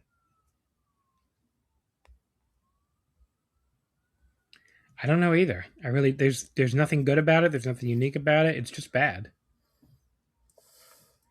Anything else you want? Oh, we got the main event. So the main event. Wait, real quick. You have shown me a lot of really bad wrestling in these two shows. What were the other ones? I don't remember. And what's funny is I don't see a lot of actual bad wrestling. Oh, the other one was the bad Dragon Gate show, right? Yeah, and just individual New Japan matches and there was you got the ass end of the New Japan. Yeah, I got the really bad end of the before it really got good. Yeah. Yeah, so when I hear the New Japan stuff, I got a bad show or whatever. I believe that. But I'm starting to understand I'm telling you guys, from the Joshi Wrestling super nerd stuff, we don't get this bad stuff. What we consider bad is not. No, we are on a different scale at this point. Marigold can be pretty bad. Nothing like this. I don't know. GLEAT is worse. GLEAT is worse. With all the Marigold is very hit and miss. Yeah. The reason that I'm super into Marigold is not because they're great. It's because I'm invested in the company long term for the wrestlers involved. No, you can skip every Marigold show you want right now. I'm watching for development, not great show quality. But this is just awful. These are people at the middle or end of their careers. Well, yeah, there's no development. There's no development involved. Yeah. So, when I see a bad Marigold match, it's oh, this person's not that great, or they're just filler until they get, real stars up and running. This is the product. Yeah. Yeah, I mean, the highlight is a lot of months is the Joshi match is one of the highlights, and that's obviously not the focus of the promotion. It's a lot of just watch people. Actress Girls; they're the same people. Yeah. So I don't know. The main event though, LEAT UWF World Title. Takanori Ito defeated Soma Watanabe in 7:30 with a high kick via TKO. So Soma fails in his first defense, and Ito becomes the 5th champion. And after the match, Watanabe said he no longer wants to be part of the LEAT UWF style of matches. So okay. Grand opening, grand closing, because he won the belt from Nakajima and then doesn't want to do it anymore. Soma got the first knockdown with slaps to the face. Ito came back with a nice double leg into a Boston Crab, which forced Soma to get a rope break, which even the points back up before remaining. By the way, did you know the rules for this? I do. Okay. But I don't watch this stuff because I don't like it. I find it really funny that this is going to be the last match I review on this show. That is true. And I'm the high-speed Joshi wrestling guy. That is true. I thought the following slap exchange with both guys selling, they were woozy at the same time, was a little corny, especially for this match style. But ultimately, Soma went down, so at that point it was 4-3 Ito. Takanori went down next off a dropkick of all things, where he just kind of stumbled and fell backward. Thought that looked kind of stupid, especially since it took him until a 9 count to get back up from a single dropkick. But now it's 3-3. And then Ito double-legged him again. I should have said the rules to the listeners. People don't know. So you lose. Every time you're knocked down, you start with 5 points. Every time you get knocked down or use a rope break, you lose a point. And if you lose all 5 of your points before a 10-count knockout or a submission or a TKO, as we got in this one, then you lose the match anyway. So it's like a decision, basically. But it's a point decision. I think there's a term for it, but I don't remember what it is. It's UWF rules shoot style. No, I meant the term for when you lose all your points, you lose the match. Oh, it's like point out or something. I think it's a point out or tactical knockout. Yeah. Ito, I don't watch this stuff, so yeah. Ito double legged him again, but then Soma turned it into a pile driver midair. That kind of looked cool, but also wasn't really in the spirit of the match type, to be honest. They ended up on the mat off of that and trade submission attempts before Soma got him in a choke sleeper. And he got it back on after Ito slammed him out of it. Ito gets out a second time and hit a nice German suplex, but Soma no-sold it, got the sleeper right back on. Ito escaped it a third time by sort of turning it into a side slam. That did look cool. And then gave him the high kick. And the referee chose to stop it in the middle of his count, which made Ito the winner and the new champion. So unlike you, I do like the style of match when it works. I didn't think this was a very good version of it, though. I was like 2.5 on it. It felt like a breath of fresh air after the crap we had to put up in the last 2 matches to me. But like these two didn't do a great job in the match style, I thought, because there was too much stuff where I'm like, okay, that could be any other pro wrestling match. Maybe that's why Soma wanted out of this match type, because he knows he's not very good at it. But I don't know. It's like I kind of would rather watch like a whole the UWF promotion though than whatever the fuck else GLEAT tries to do, like a weird bad version of just regular wrestling. But I don't know. See, I really do not like shoot style. It is just so polar opposite to what I like in wrestling. But I understand the appeal of it. I don't understand this hybrid between the two. Yeah, like why would people want to watch a UWF style match on a regular show? Is what you mean? Yeah, like I've watched UWF shows before, and UWFI shows and ring shows, and I get the appeal of that stuff. It's just not for me. I don't understand why you have this as a main event in Shinkiba with a Joshi match and a bad comedy match while you're trying to be serious. I don't understand. Is it just because they can only afford to run one promotion? Maybe, I guess. And they do UWF rules shows by themselves sometimes, but I feel like it's getting rarer and rarer. Yeah, that actually has more appeal to me. Me too. I don't know. I don't get it. I've gotten in trouble with the shoot style people before. Yeah, they're very defensive. That is for sure. They're more aggressive than the Joshi fans. I like shoot style. I mean, I don't dislike it, but I just didn't think this match was a very good version of it, to be honest. So I don't know how to rate this because I don't have the background in it, but like I've seen good shoot style. Yeah. So yeah, overall, again, this was not quite as bad as last month's face show that I reviewed, but it was still fucking pretty bad. Really, the only thing on the show I'd really recommend watching is the Van Vert Jack match. Maybe the Joshi match if you really want to see some indie Joshi wrestlers, but that match was just fine. Yeah, the only reason I wouldn't say it was a good match. I would just say it's an accessible way to introduce yourself to these people. Yeah, and if there's someone you like, find the promotion they're actually from. Yeah, like Ayami Sasamura is incredible. But yeah, Van Vert Jack's match is good. I don't know. Goodbye, GLEAT. I'm not. You can watch Van Vert Jack elsewhere. Yeah, I'm not gonna fucking miss you, GLEAT. That is for fucking sure.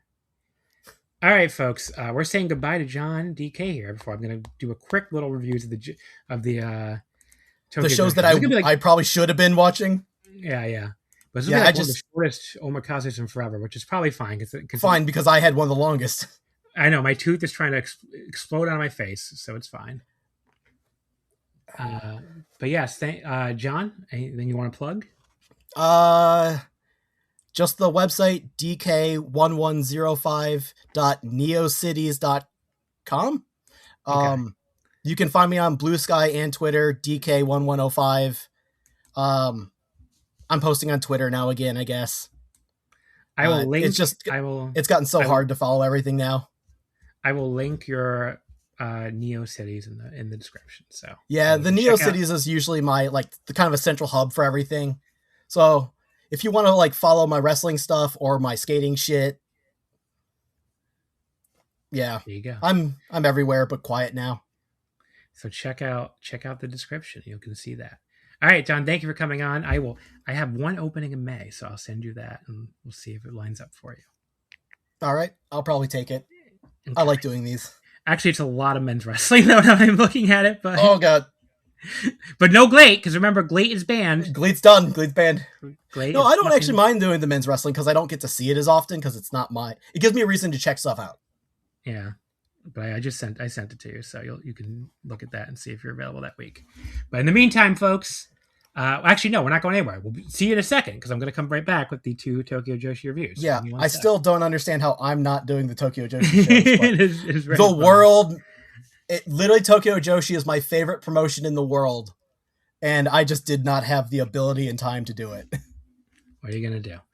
All right, so we'll be back in a sec, folks. Give me 1 sec. All right, folks, we're right back here with your final 2 show reviews. This should go quick, especially just with me by myself here. For Tokyo Joshi Pro, days 1 and 2 from Vancouver. Vancouver premiere day 1 and 2, I should say.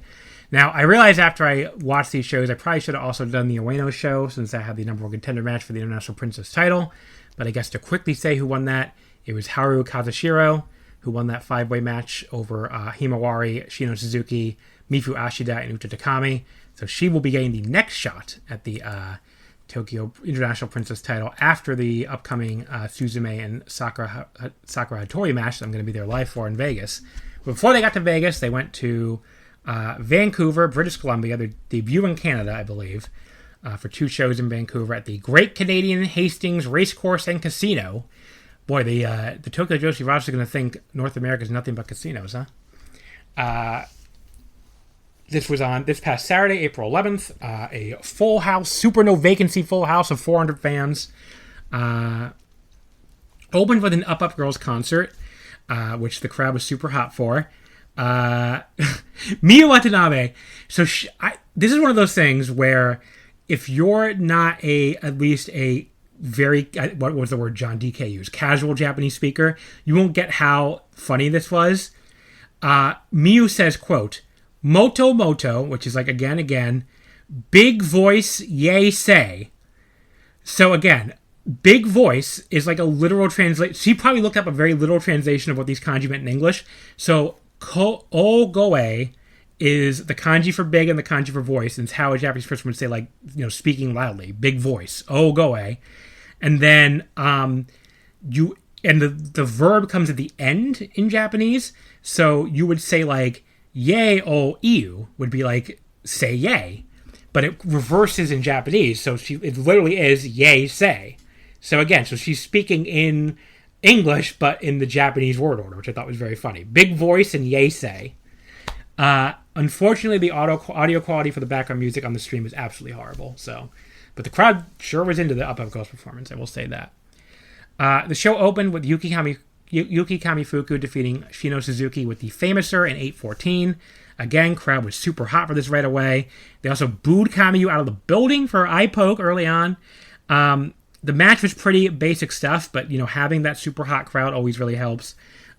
This got better down the stretch with both girls exchanging some surprisingly stiff shots. Shino was doing a good job making you believe she could pull off the upset, and there were some strong near falls, like her rolling up Kamiyu off a front suplex attempt, and then she just like pounded her with elbows to the chest while she was in a kneeling position. But Kamiyu finally lifted her up into the front suplex she'd been looking for and gave her the Famouser for the pin. Quite a lot of fun, a better match than I expected, 3.5 stars. Hell of an opener here. And afterwards, Kamiyu like dragged her to the back by her hair at first, where she kind of like let her go and like hugged her. I'm like, okay, she's really turning up the heel vibes lately.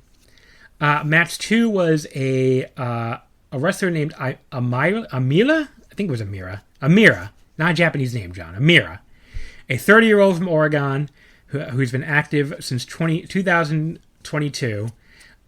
She defeated Uta Takami with the Swirl Strongest Slam in 6:52.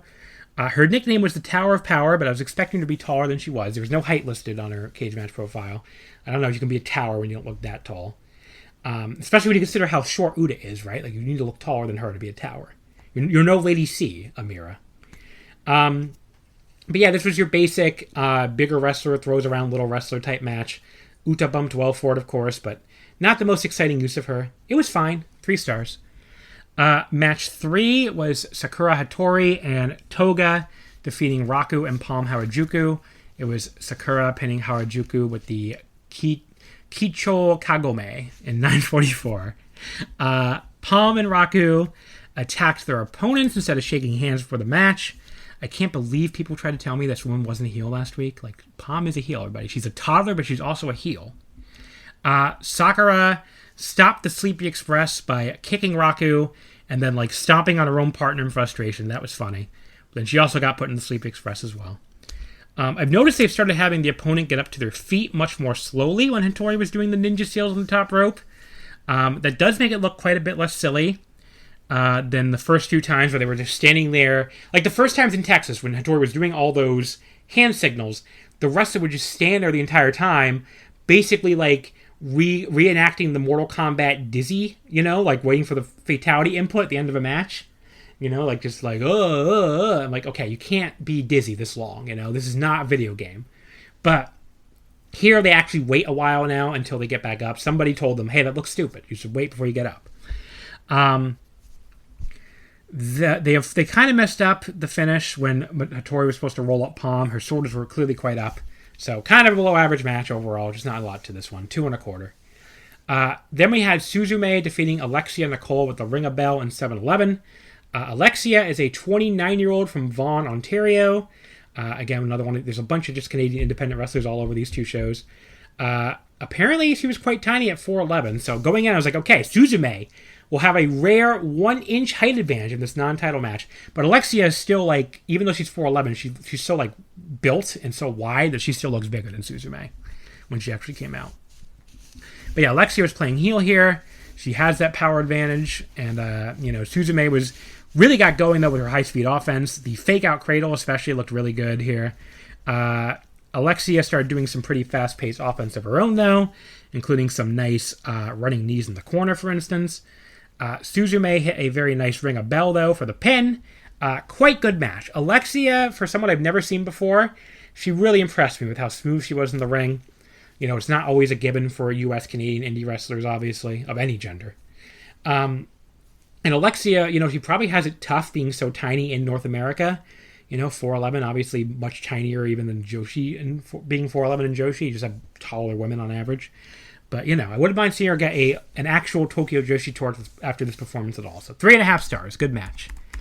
Match number 5, Nicole Matthews and Liza, I think. Was it Liza? Liza or Liza? Liza, I think. Nicole Matthews and... No, I think it was Liza. Nicole Matthews and Liza Hall defeating Miyu Yamashita and Himawari when Nicole Matthews pinned Himawari with the roll of the dice in 12:51. We went from tiny to tall here. Nicole Matthews was the one non-Tokyo Joshi wrestler on the show I'm familiar with. She's been around forever. She's a former Shimmer staple. She's 39 years old, 5'8", from right here in British Columbia. Been active since 2006. Probably most famous, I think, for the Canadian Ninjas team with Portia Perez in the 2000s. Her partner, Lisa, obviously, given I don't even know how to pronounce her name and I keep doing it both ways, I'm not familiar with her. But she's even taller. She's 5'9", 28 years old, also from British Columbia, actually from right here in Vancouver, and has been active since 2016. So Himawari keeps dropping down repeatedly, making Lisa run back and forth. And when she finally stopped, she busted out the Ultimate Warrior Halloween Havoc 1998 log roll, which looked so... I was laughing so hard at that. And it looked way better here than when Warrior and Hogan tried it, honestly. She then immediately schoolboyed her for 2. Mostly pretty good, but I also thought it kind of dragged to me a little bit towards the end. I did notice the live crowd, too, were noticeably less loud after a while, after they've been super hot for everything else on the show. So, I also kind of felt like they lost the plot a little, which didn't help. But they got it back a bit towards the end. And Matthews pinned Himawari with a double team kick German combo, and then basically a crossroads roll the dice. 3 1/4. They had it, they lost it, they got it back, but still a pretty good match. Matthews winning makes sense, I guess, since she's facing Miyu in a singles match the following day. And they even, which we're going to talk about in a second, obviously, and they even did a little mini angle where she acted like she was going to fight her right there, then just bailed like a good American heel, or Canadian heel, I guess. I just wish that Himawari was kind of in a better position by now than doing jobs like this as a setup girl, but hold the phone, Saturday John. Hold that thought. Main event, J-Rod and Miyu Watanabe defeating Yuki Arai and Wakana Uehara when J-Rod pinned Wakana with the Ultimate Spear in 13:05. J-Rod gave Yuki a very condescending handshake pre-match. I thought that was funny. And I thought the other really funny part of this match was Miyu copying J-Rod doing push-ups for a cover. She's corrupting her. She's teaching her that you can show off your strength in a very Scott Steiner-coded way. It's not because obviously Miyu is very strong. You don't need to tell her because she had this really excited look on her face, we can do that, and she's started doing the push-up. It was very cute. Pretty good match. Honestly, I didn't think that much of note happened here. J-Rod looked good spearing Wakana for the pin. I liked the interactions with her and Miyu, but otherwise not a ton to this one. 3 1/4. But yeah, a fun little show. I wouldn't call any of it must-watch, but some good stuff here.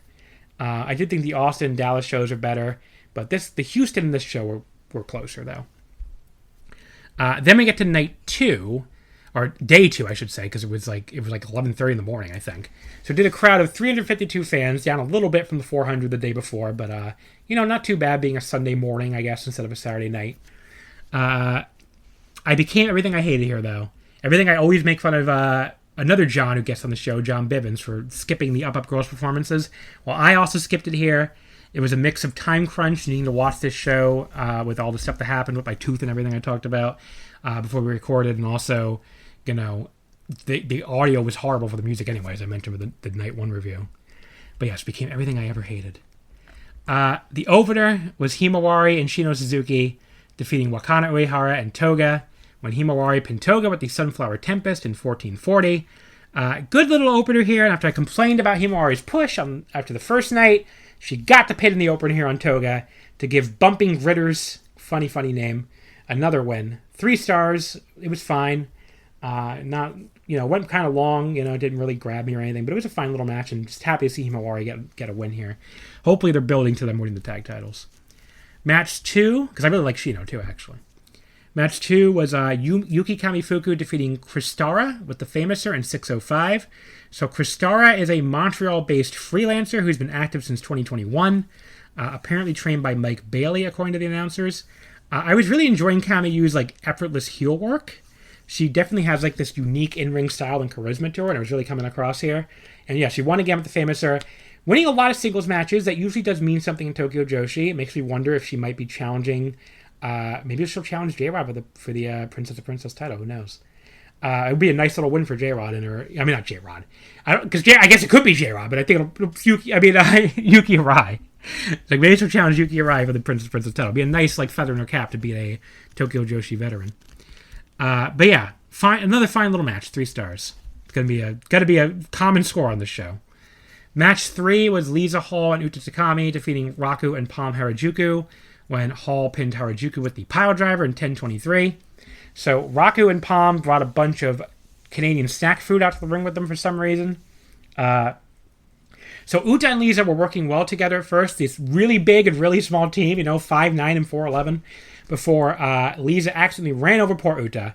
And given the massive height difference, again, I do mean that she ran her the fuck over. I mean, that looked tough for poor Uta. Palm was eating chips during the Sleepy Time Express and even fed one to Uta on the ground, which was just adorable, honestly. Lisa then got run over with a cardboard bus on the outside. She got run the fuck over with Palm driving the cardboard bus and Raku pushing it. But she came back and beat Palm with a pile driver anyway. Truly inspiring. Perfectly fine little comedy match, another 3 stars. Then we had Miyu Watanabe defeating Cherry Blossom with the teardrop at 8:12. Cherry Blossom is so new that she doesn't even have a cage match profile yet, so I can't really tell you much about her. Her social media profile lists her as a rookie pro wrestler trained by the Lionsgate Dojo, which is a British Columbia-based training school out there in Vancouver, British Vancouver area, I guess. Nicole was one of their trainers, Nicole Matthews, so I guess that's the connection. You can definitely tell Cherry's a rookie at times. She nearly messed up the Tornado DDT into Miyu Power Slam spot, but Miyu is so fucking strong. She was able to literally power through it and just fucking get her up in her arms and keep her there anyway. So just that is a very strong lady. And the other thing too is Cherry Blossom also just ran the ropes with that awkward rookie cadence. I think people watch wrestling enough know what I mean. She's taking too many steps. She looks a little awkward. Some people never grow out of that, but especially rookies have it a lot. Another perfectly fine match, though. Miyu held it together really well. So, 3 stars. Then we had the highlight of these 2 shows, which was Miyu Yamashita defeating Nicole Matthews in 13:41 with the skull kick. Pretty much the slugfest you'd expect from these 2. Both girls just exchanged really hard strikes, really hard kicks. There was some really good mat wrestling, too, I thought. Both girls kind of had each other in a leg lock at one point and just kind of reversed and got the other one. I think it was... I can't remember who had it first. I didn't write that down. But one of them had it in a leg lock first. Then the other one grabbed their leg and reversed in their own leg lock. And then the first one reversed back. It just was a really cool little ground sequence. Some really strong trash talk, too, while both were on the mat following a Miyu attitude adjustment. They were going forehead to forehead, cursing each other out. Hell yeah, how'd this match get so heated? But yeah, Miyu finally won with a skull kick pretty much out of nowhere. I like that a lot as a finish. 4 stars for this. This was awesome. I saw someone on the Discord say it reminded them like a Shimmer match back in the day, which I totally see why, being Nicole Matthews against a Joshi wrestler and, being this good. So yeah, definitely the highlight of the show and of the 2 shows. So definitely worth watching. The main event, Yuki Arai and Suzume defeating J-Rod and Sakura Hattori. So the Princess and the International Champions beat their challengers. And Suzume pins Hattori with the Ring of Bell in 14:01. It's an interesting finish. The size differences here were kind of crazy, because first you see Yuki towering over her partner Suzume, and then J-Rod comes in and towers over her. So it's like, oh, what is it going to look like when J-Rod's in there with Suzume? So it was pretty good, fairly basic tag match. The J-Rod Yuki Arai exchanges did not have me salivating for the title match on Thursday, I have to say. But totally fine stuff, not like anything wrong with it. And then Suzume came in for the, like I said, the ultimate size showdown, the ultimate size difference showdown with J-Rod. That was a little more interesting. The last low drop kick she quote-unquote hit looks like it totally missed, and J-Rod sold it anyway, which, you'd like to see her not sell that when it missed that badly, but whatever. J-Rod just caught her, though, and just fucking sent her flying with an overhead belly-to-belly. That looked cool as hell. And the Suzume Hattori exchange for the end was also quite good. And then we got the surprising result of Suzume pinning her own challenge with the Ring of Bell. Don't know if that means we're getting a new champion on Thursday. I guess we'll see. But it's the first pinfall Hattori has taken since the new gimmicks. That's interesting. 3 1/4, pretty good. But yeah, this show, a lot of fine and pretty good stuff, but except, again, that Miyu versus Nicole Matthews match, worth going out of your way to see. That was awesome. So definitely check that one out. All right, folks. So Tokyo Joshi, again, what's coming up next for them is their show from Las Vegas, Nevada, April 16th. I already went down through the card on the audio I did with Rich, but just to give it really quickly again, and we're not going to review this next week anyway, so I don't know. And it's not going to have time. There's so much Japanese wrestling coming up. Yuki Kamifuku and Wakana Uehara versus Toga and Uta Takami. Yuki Aino, Raku, and Palm Harajuku versus Alexis Lee, Himawari, and Shino Suzuki. Special 3-way match, Miyu Yamashita versus Mizuki versus Miyu Watanabe. International Princess titles, Suzume versus Sakura Hattori. Princess tag titles, Jessie McKay and Cassie Lee versus Shoko Nakajima and Hyper Misao. And Princess of Princess title, Yuki Arai versus J-Rod. I'm excited for it. I'm sure I'll at least talk a little bit about it at the start of the episode, probably. It's not a quote-unquote official review, and about the trip in general. So hopefully I make it there. Hopefully my root canal doesn't somehow kill me. But, we'll see. Yeah, it's it's going to be a fun time. I'm looking forward to seeing people. Now, next week, I have on Snazzy from the Joshing Around podcast. So I have to get with him and figure out when we're going to record, since I'm flying back on Monday, and I believe he records Joshing Around Tuesday, and then he's flying out to Japan to go to All-Star Grand Queendom. I think Thursday, hopefully we can record Wednesday, but we'll have to figure that out, I guess. But yeah, what's scheduled to be on next week's episode? Again, a lot of stuff I have to watch at some point, I guess. We'll talk about the Noah May 5th Korakuen. I know I haven't really done that much on Noah lately. That's next month. My bad. Hold on, folks. Next week. Okay. There's no Noah next week, so sorry about the Noah fans out there. We didn't do the Nagoya show. I didn't hear great things, and I haven't really been into Noah. Next week, April, we have the All Japan Champion Carnival Nights 2 and 3, April 18th and 19th. The New Japan Road to Dontaku Korakuens, the April 19th and 20th. The DDT April 15th Korakuen. The Fortune Dream April 16th Korakuen. The Seedling April 17th Korakuen. That's right, folks. We're going to cover some Seedling. And we'll try to do the Sendai Girls April 19th Sendai show, the Sendai Pit show, if it airs in time. I'm not sure if it will or not, because I know it's VOD. So we'll figure that out. But yeah, some cool stuff next week. We'll do some Seedling. I haven't done any Seedling on the show yet this year. I don't think I've watched them this year. I still have to watch that tag match everybody hypes up, and I just haven't gotten around to it. So it'll be cool to cover some Seedling. But yeah, I don't know when I'm going to watch any of that stuff, because again, I'm going to be in Japan. Not Japan, Vegas. I wish I was going to be in Japan. All right, let's end this disaster of an episode while I'm high on painkillers. Thank you for listening, everybody. A shorter than usual episode this week, but I'm sure a lot of you probably have 7-hour-long backlogs anyway, so it's fine. Anyway, thank you for listening. You can follow us on Twitter at WrestleOmakase, Wrestling But Not Fit. You can follow me on Blue Sky at Just1MB. In the meantime, I'll see you next time.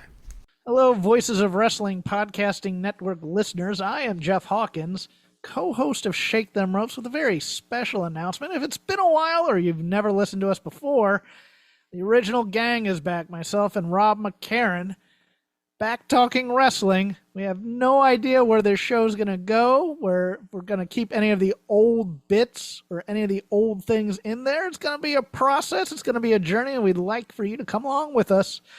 Only on Shake Them Ropes on the Voices of Wrestling Podcasting Network.